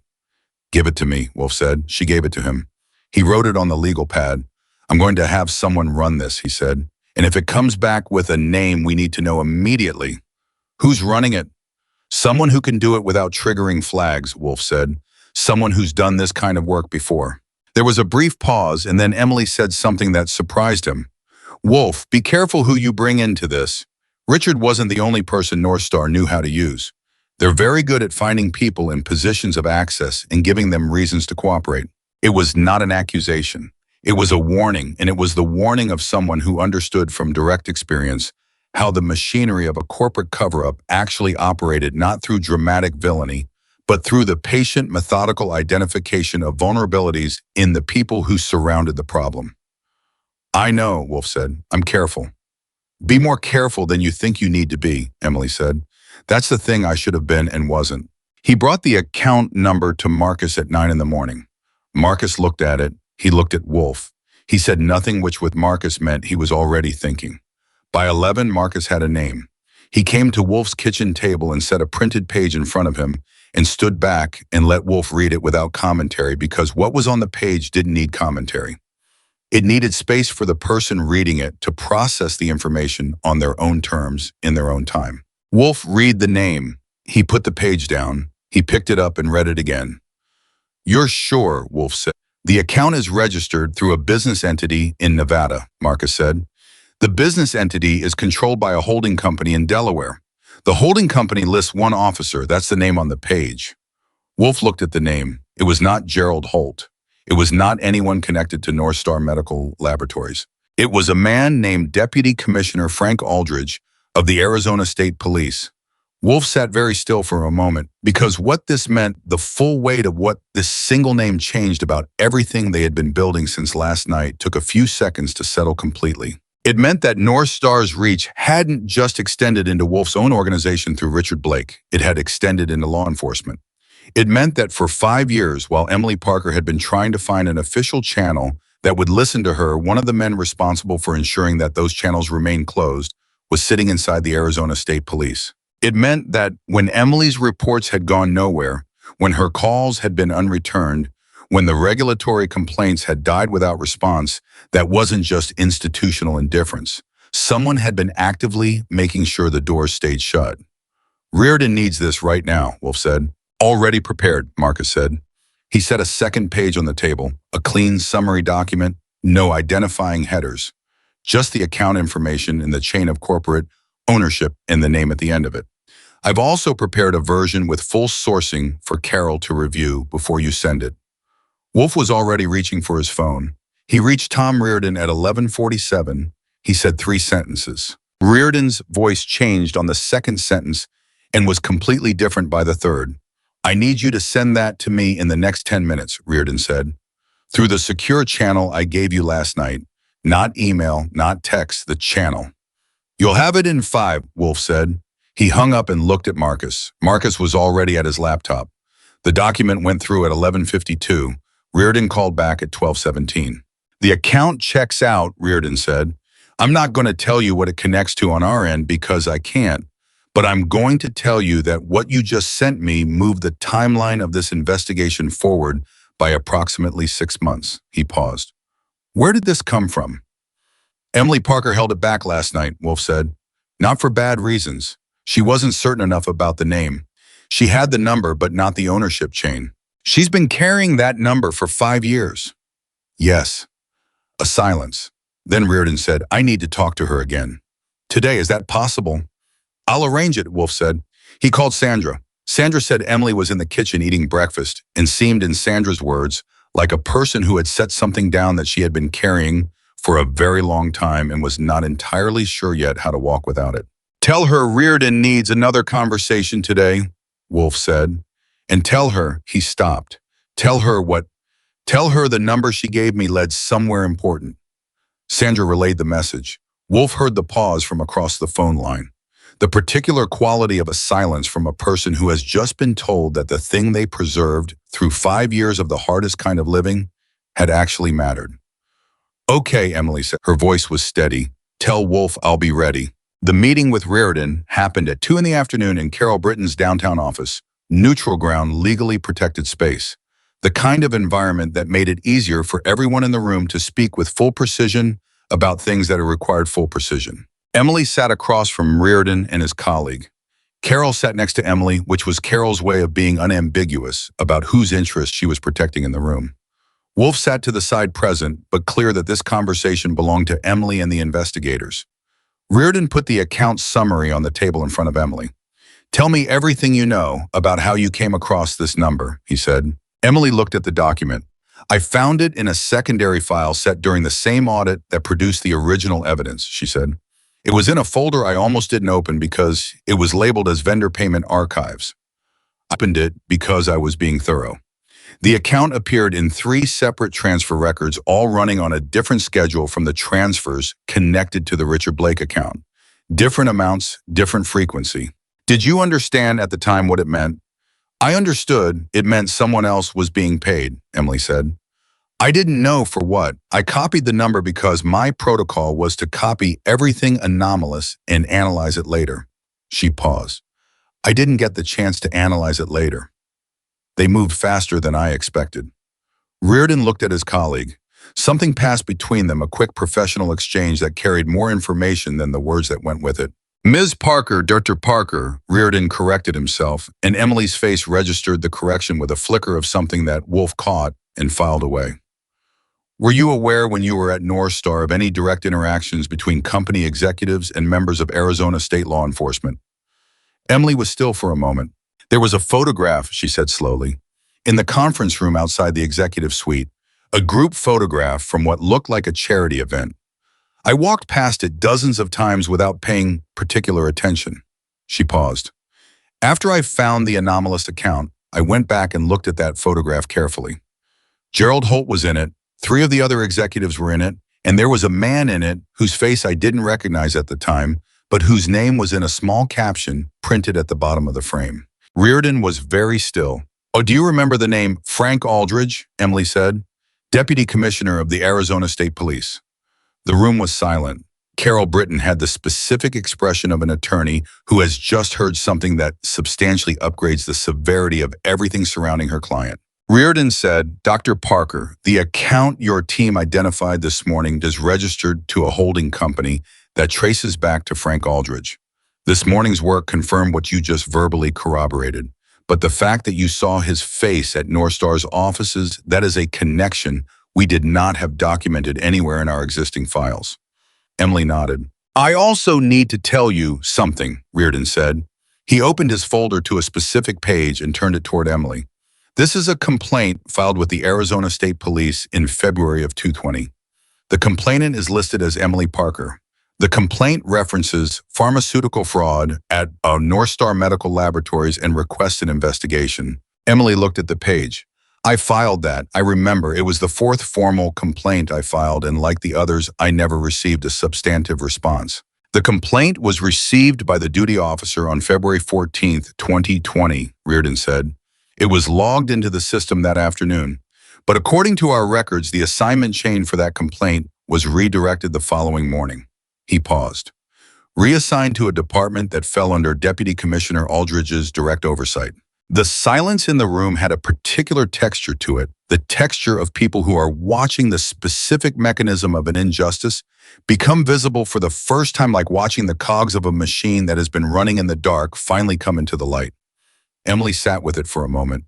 Then she said in a voice that was very level and very controlled, he buried it. It appears so, Reardon said. We're still confirming the full sequence. But yes, that complaint appears to have been deliberately suppressed. Emily closed her eyes, just for a second. Wolf watched her and understood what was happening in that second, the recalculation, the reframing of 5 years of experience in light of information that changed the meaning of certain moments she had lived through. She had filed that complaint believing she was shouting into institutional indifference. She was learning now that she had been shouting into a room where someone was specifically paid to make sure her voice didn't reach the people who needed to hear it. She opened her eyes. What happens to Aldridge? She asked. That's not something I can discuss in detail, Reardon said. What I can tell you is that what you've provided today, combined with the financial documentation your team produced this morning, gives us enough to move on multiple fronts simultaneously. The window we needed, the one that was closing, just got extended. Carol leaned forward. I want to be specific about Dr. Parker's status in this investigation going forward. She is a cooperating witness, she has legal representation, and any further conversations with investigators go through me. Reardon nodded. Understood. I also want to document formally, Carol continued, that Dr. Parker's original complaint to the Arizona State Police was apparently suppressed by an individual who was simultaneously receiving payment from a corporation she was reporting misconduct against. That documentation will be relevant to any subsequent civil proceedings regarding the destruction of her career. Reardon looked at Emily when Carol said that. Emily was looking at her hands. She had understood for 5 years that what happened to her was wrong. She had been unable in 5 years to make that wrongness visible to anyone with the power to respond to it. And now in a conference room on a Tuesday afternoon, it was becoming visible, formally, officially, on the record. It was not a triumphant feeling. Wolf had expected it might look triumphant. He had imagined in a vague way that the moment when the truth became undeniable would look like vindication. The raised chin, clear-eyed satisfaction of someone who was right all along, being proved right in front of the people who doubted them. It did not look like that. It looked like exhaustion finally being allowed to show its full depth.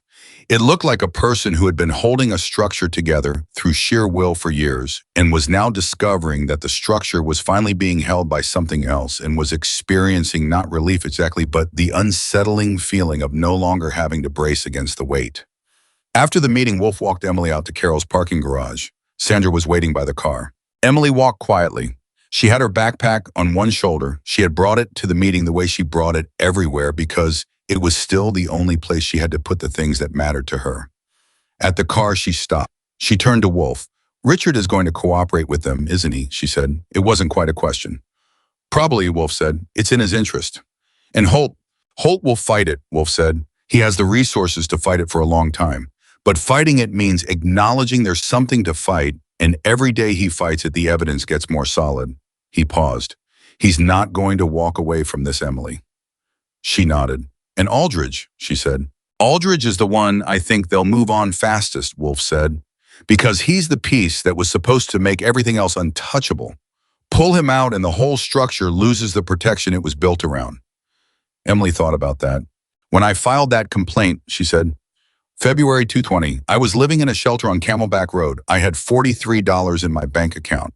I walked to the police station because I couldn't afford the bus." She paused. "I sat there for 2 hours to file the paperwork, and the man at the desk was kind about it. He wrote everything down carefully, and he told me someone would follow up within 30 business days." Her voice didn't waver. "I counted the days. I counted all 30 of them." Wolf said nothing, because there was nothing to say to that. Not nothing worth saying that would be proportionate to the things she had just described. A woman with $43 in a shelter bed counting 30 business days and waiting for a phone call that someone powerful had already made sure was never going to come. What he did instead was say, "I want to talk to you about something, not today. In the next few days when things have settled enough to think forward instead of just right now." He looked at her steadily. "I have an idea, but I want you to be in a place where you can actually hear it before I say it." Emily looked at him. "Okay," she said. She got in the car. Wolf stood in the parking garage until Sandra's car turned out of the exit ramp and was gone. Then he stood there a while longer thinking. He was thinking about the account number Emily had carried in her memory for 5 years. The number that had taken Marcus 3 hours to trace to a name. He was thinking about the photograph in a North Star conference room and a woman who walked past it dozens of times and then once went back to look at it carefully because she had found something anomalous, and her protocol was to follow anomalies wherever they led. I was thinking about a February morning in 2020, a shelter on Camelback Road, a 2-hour walk, $43 and 30 business days that had never produced a phone call.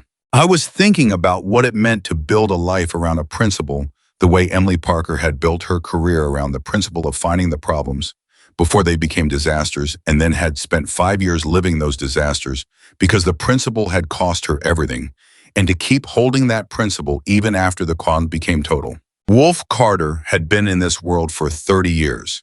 He had met people who held principles cheaply and people who held them at great expense, and people who held them right up to the moment the expense got serious and then quietly revised them into something more convenient. He had met very few people who held them the way Emily Parker held hers, without revision, without exception, without the option of revising them, because some part of who she was did not know how to make the other choice. That was either the most admirable thing about her or the most heartbreaking. He had not yet decided which. He suspected it was both. He went back to his car. He had a phone call to make to Ryan Mitchell's hospital room because Ryan had been asking to speak with Wolf since that morning, and Wolf had kept delaying it until he had gotten through everything else, and Ryan deserved not to be the last thing. Ryan answered his hospital phone on the first ring. "Boss." His voice was thin and tired, but it was Ryan, the same direct, uncomplicated energy that Wolf had always appreciated in the kid. "How are you feeling?" Wolf asked. "Like I got hit by something I didn't see coming," Ryan said, which is apparently accurate. A pause. "Is it true about Richard?" "Yes." A longer pause. "Richard brought that drink to me. He handed it to me and asked me to carry it over to you." "I know," Wolf said. "So if she hadn't said something..." "Ryan, yeah, you're alive. You're in the hospital, but you're alive. That's the thing that matters right now." "It matters because of her," Ryan said. "I've been lying here thinking about that." She walked into that room with nothing, and she said something knowing what was going to happen to her for saying it, and she did it anyway. His voice roughened slightly. I want to thank her. Is there a way I can thank her? When you're out of the hospital, Wolf said. I'll make sure of it. Who is she? Her name is Dr. Emily Parker, Wolf said. And that's a longer story than a hospital phone call. I've got time, Ryan said. I'm not going anywhere for a few days. So Wolf told him, not everything, not the full 5 years of it, not the details of the investigation or the names that had surfaced over the past 12 hours. But the shape of it, the shape of who Emily Parker was and what had happened to her and what had brought her to the doorway of the Iron Horse on the night of Wolf's birthday. Ryan listened to all of it. When Wolf finished, Ryan was quiet for a moment. Then he said, she lost everything for doing the right thing. Yes. And then she did it again. Yes. Another pause. That's the bravest thing I've ever heard, Ryan said quietly. I don't know what else to call it. Wolf thought about the way Emily had looked when she walked through the door of the Iron Horse, the worn jacket, the backpack, the shaking voice, and the steady eyes fixed on a glass of whiskey like nothing else in the room existed. The specific, unmistakable look of a person who has already lost everything and he has therefore stopped calculating what they have left to lose. Yeah, Wolf said, it is.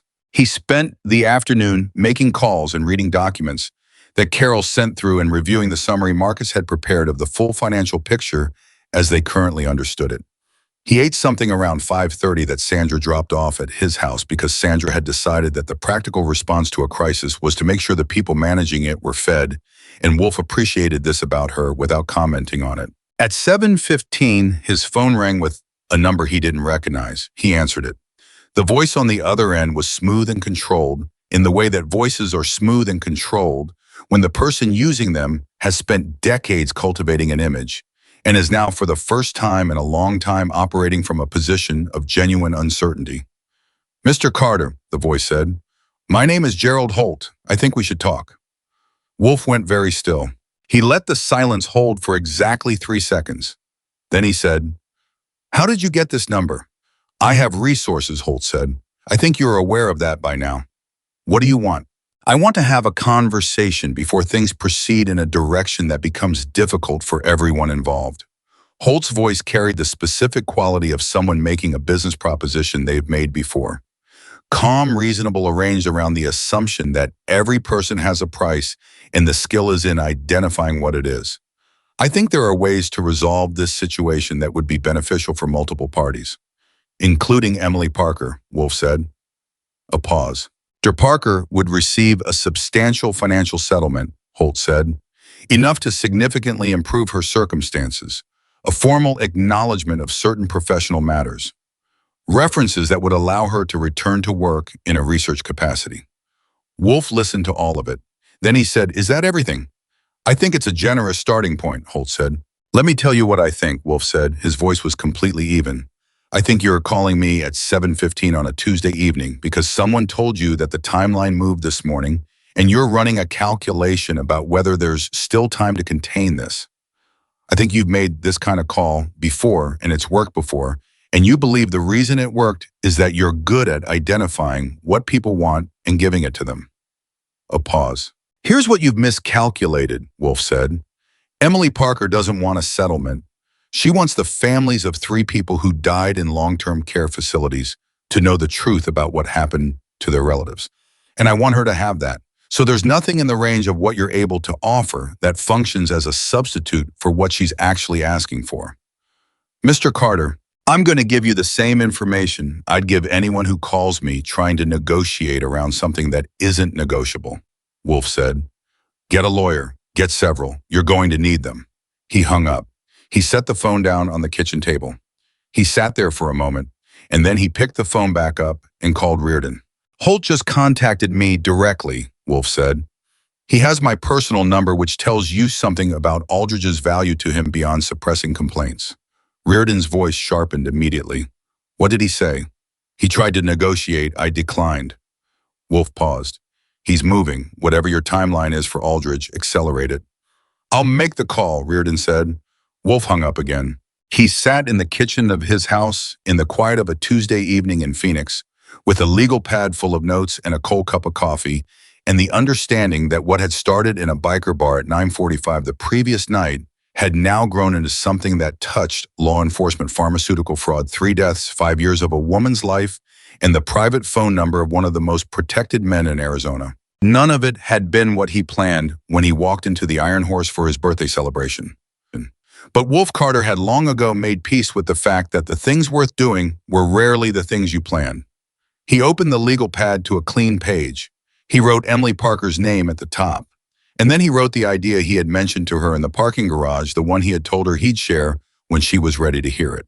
He had been turning it over since 4 in the morning, and it had gotten more solid with each hour, and by now it was not an idea anymore.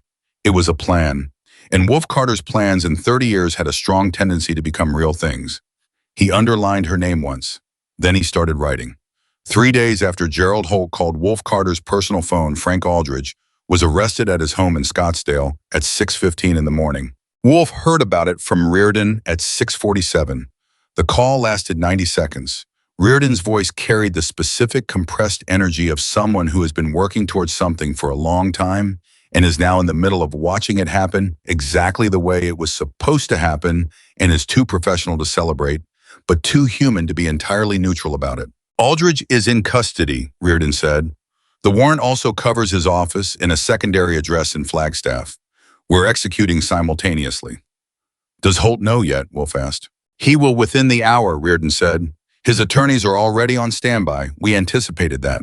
But the financial documentation your team produced, combined with Dr. Parker's verbal corroboration of the photograph and the complaint suppression, gives us a chain that his legal team is going to have significant difficulty dismantling. A pause. We're moving on Holt this morning as well. Simultaneous. Wolf sat down, and he had been standing in his kitchen in the same position he'd been standing in when Holt called him 3 nights ago, and something about that felt meaningful in a way he didn't try to articulate. And the North Star board, Wolf asked. We'll have more on that by end of the day, Reardon said. But Holt is the board. Where Holt goes, the rest of it follows. Wolf thanked him and hung up. He sat in the quiet of his kitchen for a moment. Then he picked up his phone and called Sandra. Sandra answered immediately. She had been awake. Wolf had a feeling she had been awake every morning before 6 since the night at the Iron Horse, running on the particular alertness of a person who has taken responsibility for someone else's safety and doesn't allow themselves to relax it fully. Aldridge is in custody, Wolf said. Holt is being picked up this morning. He heard Sandra breathe. Then he heard her set the phone down on a hard surface, and he heard her walk. He could track her by the sound of her footsteps, and he heard a door knock and open, and then silence. And then Emily's voice lower than Sandra's asking a question Wolf couldn't make out. And then Sandra picked the phone back up. She wants to know about the families, Sandra said. The 3 patients. Does she want to? Tell her yes, Wolf said. Tell her Reardon's team will reach out to the families. It's part of the process. Sandra relayed it. Another silence. Longer this time. Then Sandra said quietly, she's crying. Wolf said nothing. He just stayed on the line because sometimes the right thing is not to fill a silence, but to hold it. And Wolf Carter, for all the ways people underestimated what he understood, had always known that. After a moment, Emily came on the phone herself. Her voice was unsteady in a way he had never heard it, not the controlled delivery she had maintained through the meeting with Reardon, not the careful precision of the woman who had given testimony for 2 hours without wavering. This was different. This was the sound of something that had been braced and rigid for 5 years, finally being allowed to release, and the release was not graceful because these things never were. It's over, she asked. The beginning of it is over, Wolf said. There'll be legal proceedings. It'll take time, but the piece that was designed to make sure nothing ever reached the light, that piece is done. She was quiet. The families, she said, they've been living for 3 years thinking their parents just died, thinking it was natural, thinking. She stopped, breathed. They deserve to know. They've deserved to know this whole time. They're going to know, Wolf said. You made sure of that. I almost didn't, Emily said. I almost stayed outside that night. I was standing by the window thinking I should just go, that it wasn't my business, that whatever was happening in there had nothing to do with me. But you didn't go, Wolf said. No, why not? A pause. Because I knew what was in that glass, she said. And knowing something and walking away from it, I'd been forced to walk away from things I knew for 5 years. I couldn't do it one more time. Wolf closed his eyes for a second. I told you I had an idea, he said. The thing I mentioned in the parking garage. I think you're ready to hear it now. Emily's voice came back slightly more steady. Tell me, he told her. He laid it out the way he'd written it on the legal pad, not as a pitch, not as a favor, but as a proposal between two people who had looked at each other across a bar table at 1 a.m. and understood something about each other that didn't require a long history to be real. The idea was this: Wolf's businesses, the legitimate ones, the ones that had been built carefully over 30 years, into a network that included auto repair, transportation, property management, and a handful of other operations that together generated the kind of consistent revenue that funded the community work the club had always done quietly and, without announcement. Those businesses needed a safety division, not a security division, a safety division. Something that reviewed pharmaceutical suppliers for the club's medical partnerships, that vetted the health products distributed through the community assistance programs Wolf had been running for a decade, that provided medical oversight for an aging membership that increasingly needed more than just brotherhood. He needed someone who understood pharmaceutical compounds, regulatory frameworks, and the specific ways that dangerous things hid inside legitimate-looking structures. He needed someone whose entire career had been built around finding the problems before they became disasters. It's not charity, Wolf said. I want to be clear about that before anything else. It's a position that pays a salary, has benefits, has a dedicated office, and comes with a team you'd build yourself over time. I need the work done. You're the right person to do it. Silence. Wolf, Emily said, I know what you're going to say. You don't owe me anything, she said. That night, what I did because it was right, not because I wanted. I know why you did it, Wolf said. And this isn't repayment. You can't repay someone for saving your life. The accounting doesn't work like that, and I've never tried to make it work like that. He paused. This is me telling you that you're exactly the person I need for something I've needed for a while, and the fact that I now know you exist is information I'm going to use. A beat. The question isn't whether you deserve it. The question is whether you want it. Emily was quiet for long enough that Wolf began to wonder if he'd misjudged the timing. Then she said, there's one condition. Tell me. Part of the work I wanted to include outreach to people living outside. Medical screening referrals, medication access. There are people in this city who are sleeping in washes behind bars and in doorways and under bridges who have medical conditions they don't know about or can't manage because they don't have access. I know because I was one of them. Her voice was even and clear. If I'm building a safety division, that's part of what it does, not a footnote, a core function. Wolf didn't hesitate. Yes. Then yes, Emily said. I want it. Wolf exhaled, something that had been drawn tight in his chest since the night at the Iron Horse. Not the crisis itself, but the thing underneath the crisis, the longer question of what the right thing to do with this was released. There's someone I need you to meet, he said. When you're ready. His name is Ryan Mitchell. He's been asking about you since the morning after. Emily said, I know, Sandra told me. I wants to thank you. He doesn't need to thank me, Emily said. He needs to do it anyway, Wolf said. Let him. She agreed to meet Ryan when he was discharged from the hospital, which the doctors were projecting for the end of the week. Wolf made a mental note to arrange it somewhere neutral and low-key, not the Iron Horse, not yet. Somewhere that didn't carry the weight of that night as the first thing you felt when you walked in. He called Carol next. Carol had been tracking the legal proceedings since Reardon's arrest warrants were executed, and her update was precise and detailed and full of the kind of legal specificity that Wolf had learned over 14 years to receive without trying to translate every term in real time, and instead wait for Carol to give him the summary at the end. The summary was this. Richard Blake had formally agreed to cooperate with the federal investigation in exchange for sentencing consideration. His attorney had contacted Reardon's office the previous evening. The cooperation agreement included full disclosure of all communications with Gerald Holt, full disclosure of the financial arrangement and testimony regarding the compound used in the whiskey, including where it was sourced and how it was introduced into the bottle without triggering the bar's existing security protocols. That last part had been something Wolf had wanted to know and had deliberately not asked because timing mattered and the right time for certain information was not always immediately. How did it get into the bottle? Wolf asked. Richard had access to the storage room where the bottles were kept, Carol said. He'd arranged the birthday celebration himself, which gave him legitimate reasons to be back there multiple times in the days before the event. The compound was introduced into the bottle approximately 18 hours before the party. Wolf thought about that. 18 hours. The bottle had been sitting in that storage room for 18 hours waiting. He had walked past that storage room at some point during those 18 hours. He had probably stood within 10 feet of the thing that was supposed to kill him without knowing it. The compound itself, Carol continued, came through a supply chain that North Star maintained for research purposes. The same class of synthetic agent that Emily identified in her original audit. Richard didn't formulate it. It was provided to him by Holt. Through an intermediary, Carol said, which is how Holt maintained deniability. But the intermediary is cooperating as well per Reardon's office. The chain is intact. Woolers sat with the completeness of it for a moment. The way it connected the compound from North Star's research division, through Holt, through an intermediary to Richard, to a whiskey bottle in a storage room. A chain that had started in a pharmaceutical laboratory and ended in a biker bar. And that ran through 5 years of Emily Parker's life, like a thread pulling everything together without her knowing she was the thread. What's Holt's exposure? Wolf asked.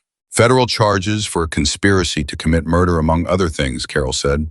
The pharmaceutical fraud counts are almost secondary at this point, which I suspect is not what Holt anticipated when he started calculating risks. She paused. He anticipated regulatory exposure. He anticipated civil liability. He did not anticipate a federal murder conspiracy charge. People like Holt never do, Wolf said. No, Carol agreed. They build very sophisticated structures to protect themselves from the consequences of their decisions, and the structures work very well against the threats they anticipated. They fail against the threats they didn't. Like a homeless woman standing at the door of a bar, Wolf thought. He didn't say it out loud. Emily's civil case, he asked. Strong, Carol said. Wrongful termination, defamation, deliberate suppression of her regulatory complaint. We're building the complaint now. The cooperation agreements being signed by Blake and the intermediary will generate discovery material that will substantially support her case. A pause. She's looking at a significant settlement, Wolf. Enough to rebuild. She's already rebuilding, Wolf said. After he hung up with Carol, he sat for a while and did something he rarely did, which was nothing. He just sat at the kitchen table with his legal pad and his cold coffee in the quiet of his house and allowed himself to feel the full weight of the past 72 hours. I thought about the 30 years he had spent building something in this community. The careful, sustained work of creating a structure that meant something, not perfect, never perfect, but real, built on real relationships and real accountability, and the genuine attempt to hold a code in conditions that made holding a code difficult. I thought about how close one night had come to ending that, not just ending his life, ending the thing his life had built. Because without Wolf Carter, the community he had held together for 3 decades would have fractured, and Richard Blake would have stepped into the fracture. And by the time anyone understood what had happened, the thing Wolf had spent 30 years building would have been dismantled from the inside. Richard had understood that. That was the full sophistication of the plan. It wasn't just to kill Wolf, it was to replace him with someone who was already positioned to redirect everything Wolf had built toward Gerald Holt's interests. He thought about the specific randomness of what had stopped it. A woman who knew pharmaceutical compounds sleeping in the wash behind the bar. The sheer improbable specificity of that. He had thought about it a lot over the past 72 hours, and he kept arriving at the same place, which was not quite gratitude and not quite disbelief, but something between the two. The recognition that some things that should not work somehow work, and that the correct response to that is not to try to understand it fully, but to honor what it produced. His phone rang. It was Joe Briggs. You heard, Wolf asked when he picked up. About Aldridge? Yeah, Joe said. Been watching the news. They're running it hard. His name, his title, the charges. A pause. How are you? I'm okay. You're not okay, Joe said, but you will be. That's different. Wolf almost smiled. Yeah. Joe was quiet for a moment. I've been thinking about what you said, about trusting people after this, about how if you stop trusting because someone manipulated your trust, they win twice. Yeah. I've been thinking about it, and I think you're right, Joe said. But I also think it changes things. Not the trusting, just the knowing. I know things now about how people can operate that I didn't know 3 days ago. And I think that's actually useful. It is, Wolf said. Knowledge that costs you something is the most reliable kind. Emily taught us that, Joe said. It wasn't framed as a profound observation. It was just a statement of a fact that Joe had arrived at through 3 days of sitting with what had happened. Yes, Wolf said, she did. Ryan Mitchell was discharged from the hospital on Friday. His girlfriend drove him. He walked out looking thinner than he had on his president's birthday night, with a bruise-colored tiredness under his eyes that the doctors said would take a few more weeks to fully resolve. But he walked out upright and under his own power, and when Wolf met him in the parking lot, Ryan grabbed him in a hug that said everything that couldn't be reduced to words. "I owe her everything," Ryan said when they separated. "I know you're going to tell me not to think about it like that, but I do." "I'm not going to tell you not to think about it like that," Wolf said. "I'm going to take you to meet her." They drove to a diner on the east side of Phoenix, the kind of place that had been there since 1987 and had no interest in being anywhere else, with booths that had been recovered twice and coffee that arrived before you asked for it. The kind of place where people talked and nobody paid attention. Emily was already there when they arrived. She looked different than she had at the Iron Horse, and different again from the meeting at Carol's office. She was wearing clean clothes, not Sandra's daughter's things anymore, but her own, bought with the advance Wolf had insisted on sending through Carol before the formal employment paperwork was signed. Her hair was pulled back. She was sitting with both hands around a coffee mug, and she looked for the first time since Wolf had known her like a person who had slept more than 3 hours. She stood when they came in. Ryan Mitchell crossed the diner in 6 steps and stopped in front of her and tried to say something and couldn't get it out. Emily Parker, who had maintained composure through a federal investigation and a 2-hour interrogation and the news of multiple arrests and 5 years of everything that had preceded all of that, looked at this 24-year-old kid standing in front of her, unable to speak, and her face did something completely unguarded. "You don't have to say it," she said. "I have to say something," Ryan managed. "Then say thank you and sit down," she said, "because I made sure they held a booth." Ryan laughed. It was a rough, startled laugh, the kind that escapes before you can decide whether to let it. He said thank you. He sat down. Wolf sat across from him, and Emily sat back down, and the three of them ordered coffee and food and talked for 2 hours about everything except what they had all been through, which was exactly the right call. Ryan told Emily about the club, the rides, the community events, the way things actually worked underneath the image that the rest of the world had of what a group like this was.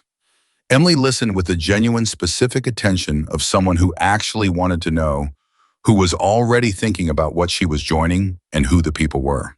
Emily told Ryan about what she'd been working on before North Star. The research she was proudest of, a safety methodology for pharmaceutical interaction testing that had been quietly adopted by 2 labs before her career ended, though with her name removed from the credit. She described it with the animation of someone who had not talked about the thing they loved for 5 years and had forgotten how good it felt to talk about it. Wolf mostly listened. At one point, Ryan said, "So you're actually going to work with us, like officially?" "Starting Monday," Emily said. Ryan looked at Wolf. "She's going to make us all a lot safer." "That's the plan," Wolf said. "And the homeless outreach piece," Ryan said. He had heard about it from Wolf. "She gets to build that too." "It's not a separate thing," Emily said. "It's the same thing. Medical safety is medical safety, whether it's in a research lab or in a parking lot. The people in the parking lot are just the ones everyone decided didn't count." Ryan thought about that. "Can I help with that part?" he asked. "When I'm back on my feet, I want to do something that means something." Emily looked at him. "You just got out of the hospital," she said. "I know. I'm not saying tomorrow. I'm saying eventually." "Eventually, yes," Emily said. "I'll take every pair of hands I can get." The weeks that followed moved fast in some ways and slow in others, the way time moves when a great deal is happening at the institutional level, official processes with their own rhythms, while simultaneously at the human level, something more incremental is occurring that doesn't make the news and doesn't show up in court filings, but is in the long run more consequential. Gerald Holt's attorneys filed 4 separate motions to suppress evidence in the first 2 weeks after his arrest. All 4 were denied. Richard Blake's cooperation testimony was entered into the record and produced 17 additional pages of investigative leads. Deputy Commissioner Frank Aldridge, facing a set of federal charges that his attorney described to the press as prosecutorial overreach, and that every person who had looked at the evidence described as anything but entered into a cooperation agreement of his own within 10 days of his arrest. His cooperation implicated 2 additional individuals at the state level whose names had not appeared in any prior investigation. North Star Medical Laboratories suspended operations pending the investigation. The board minus Gerald Holt issued a statement expressing full cooperation with federal authorities. The statement was 300 words long and contained no apology, which Carol noted in a press release of her own that was considerably shorter and considerably more direct. The 3 families were notified. Reardon's team handled it personally, which Wolf had specifically requested and Reardon had specifically honored. The families were told not through form letters or official notifications sent by mail, but by people who sat across from them and explained as clearly and honestly as the active investigation allowed that their relatives had not died of natural causes, that what had happened to them was a crime, and that the people responsible for that crime were now in the process of being held accountable. Wolf heard about these conversations through Reardon in brief summaries because the details belonged to the families and not to anyone else. What he knew was that one family in Mesa had a daughter who had spent 3 years blaming herself for not being more attentive to her mother's health in the weeks before her death. She had carried that guilt the way Emily had carried the account number, silently, constantly, at a cost she had absorbed into the baseline of who she had become. When she was told the truth, she didn't say anything for a long time. Then she asked if the person who had found out was okay. Reardon had told Wolf this particular detail because he thought Wolf should know it. Because the daughter in Mesa hearing for the first time that someone had tried to prevent her mother's death and had paid a terrible price for trying had asked not about the legal process or the perpetrators or the timeline. She had asked if the person who had tried to help was okay. Wolf had called Emily and told her. Emily was in her new office, small, temporary, full of boxes. She was still unpacking the kind of productive disorder that meant someone was building something real. She listened to the story of the daughter in Mesa, and she was quiet for a moment. "I want to write to her," Emily said. "Is that possible?" "I'll ask Reardon," Wolf said. It was possible. Reardon arranged it through the victim services coordinator on his team. Emily wrote the letter by hand because she decided a handwritten letter was the right thing and sent it through the official channel. She never told Wolf what she wrote in it. He didn't ask. 4 months after the night at the Iron Horse, Emily Parker stood in front of a room of 40 people at a community center in South Phoenix. The room held a mix of people, members of the club, social workers, 2 nurses from a local clinic who had partnered with the new outreach program, and about 15 people who had come in off the street because someone had told them there was free medical screening and no questions asked. Emily was explaining in plain language with no jargon and no condescension what the screening process was and what they were testing for and what the results would be used for and what happened if someone needed follow-up care and couldn't access it on their own. She was calm and direct and warm in a way that was completely natural. The way warmth is natural in people who have actually been where the people in front of them are, who don't have to perform understanding because they have the real thing. Wolf stood at the back of the room and watched. Ryan Mitchell was next to him, fully recovered back on his feet and as promised, there with his sleeves rolled up, ready to help set up the folding tables and carry the equipment cases and do whatever the practical next task was. At one point, Ryan leaned over to Wolf and said very quietly, "She's good at this." "Yes," Wolf said, "like really good. Not just the medical stuff. The people. She knows how to talk to people who don't trust anybody. She spent 5 years being somebody people didn't talk to," Wolf said. "You learn things in that position." Ryan watched Emily explain the blood pressure cuff to a man in his 60s who was listening with the careful attention of someone who hasn't been spoken to like a person in a long time. "Do you think she's okay?" Ryan asked. "Not about tonight, about in general." Wolf thought about the question honestly. "I think she's becoming okay," he said, "which is different from being okay, and it's also harder, and it's also more real." Emily handed the man the blood pressure cuff and showed him how to hold his arm and waited while the reading came through, and then she looked at the number and said something to him quietly, and whatever she said made him nod in a specific way, the nod of someone who has just been given information that matters, given to them by someone they believe. Wolf watched that nod, He thought about the night at the Iron Horse, about a woman standing in the doorway with a torn jacket and a backpack, and a voice that cracked on the second word, and eyes that stayed fixed on a glass of whiskey while two large men grabbed her arms. I thought about what it had cost her to do what she did. Not just that night, but all the nights that preceded it, the 5 years of holding on to something true in conditions specifically designed to make holding on to anything impossible. I thought about Ryan on the floor of the bar, about 3 people in Maricopa and Pima counties whose families now knew the truth, about Frank Aldridge in a federal holding facility, and Gerald Holt in a courtroom with 4 attorneys who were very expensive and not quite expensive enough, about Richard Blake in a cooperation agreement, giving testimony in a monotone voice about things he had done that he could not take back. I thought about a February morning in 2020, a woman with $43 walking to a police station to file a complaint that someone powerful had already decided would never go anywhere. And then he thought about the Monday morning 2 weeks after the night at the Iron Horse when Emily Parker had walked into a small office in a building connected to one of Wolf's businesses, set her backpack down on the chair, looked around at the empty space she was being given to build something in, and said to no one in particular, "Okay, let's start." Just that, no ceremony, no speech, no performance of a comeback or a redemption or a new beginning. Just, okay, let's start. That was who Emily Parker was. That was what 5 years of survival had produced, and what one night of impossible courage had made visible, and what the community surrounding Wolf Carter had been given the responsibility of supporting, not rescuing, because Emily Parker had never needed rescuing, but supporting in the specific way that support differs from rescue, which is that it stands alongside rather than above. In the front of the room, the man with the blood pressure cuff asked Emily a question. She answered it. He asked another one. She answered that one too, and while she was answering, she was already preparing the next step already, thinking 3 moves ahead. The way researchers think, the way people think, who have spent their entire professional lives understanding that the point is not to react to problems, but to see them coming. The room was doing what rooms do when something real is happening in them, settling into the specific quality of attention that people give when they trust the person speaking and believe the information matters. Wolf Carter watched all of it from the back of the room and understood something he had not fully articulated to himself until this moment. He had spent 30 years measuring strength by what it could protect.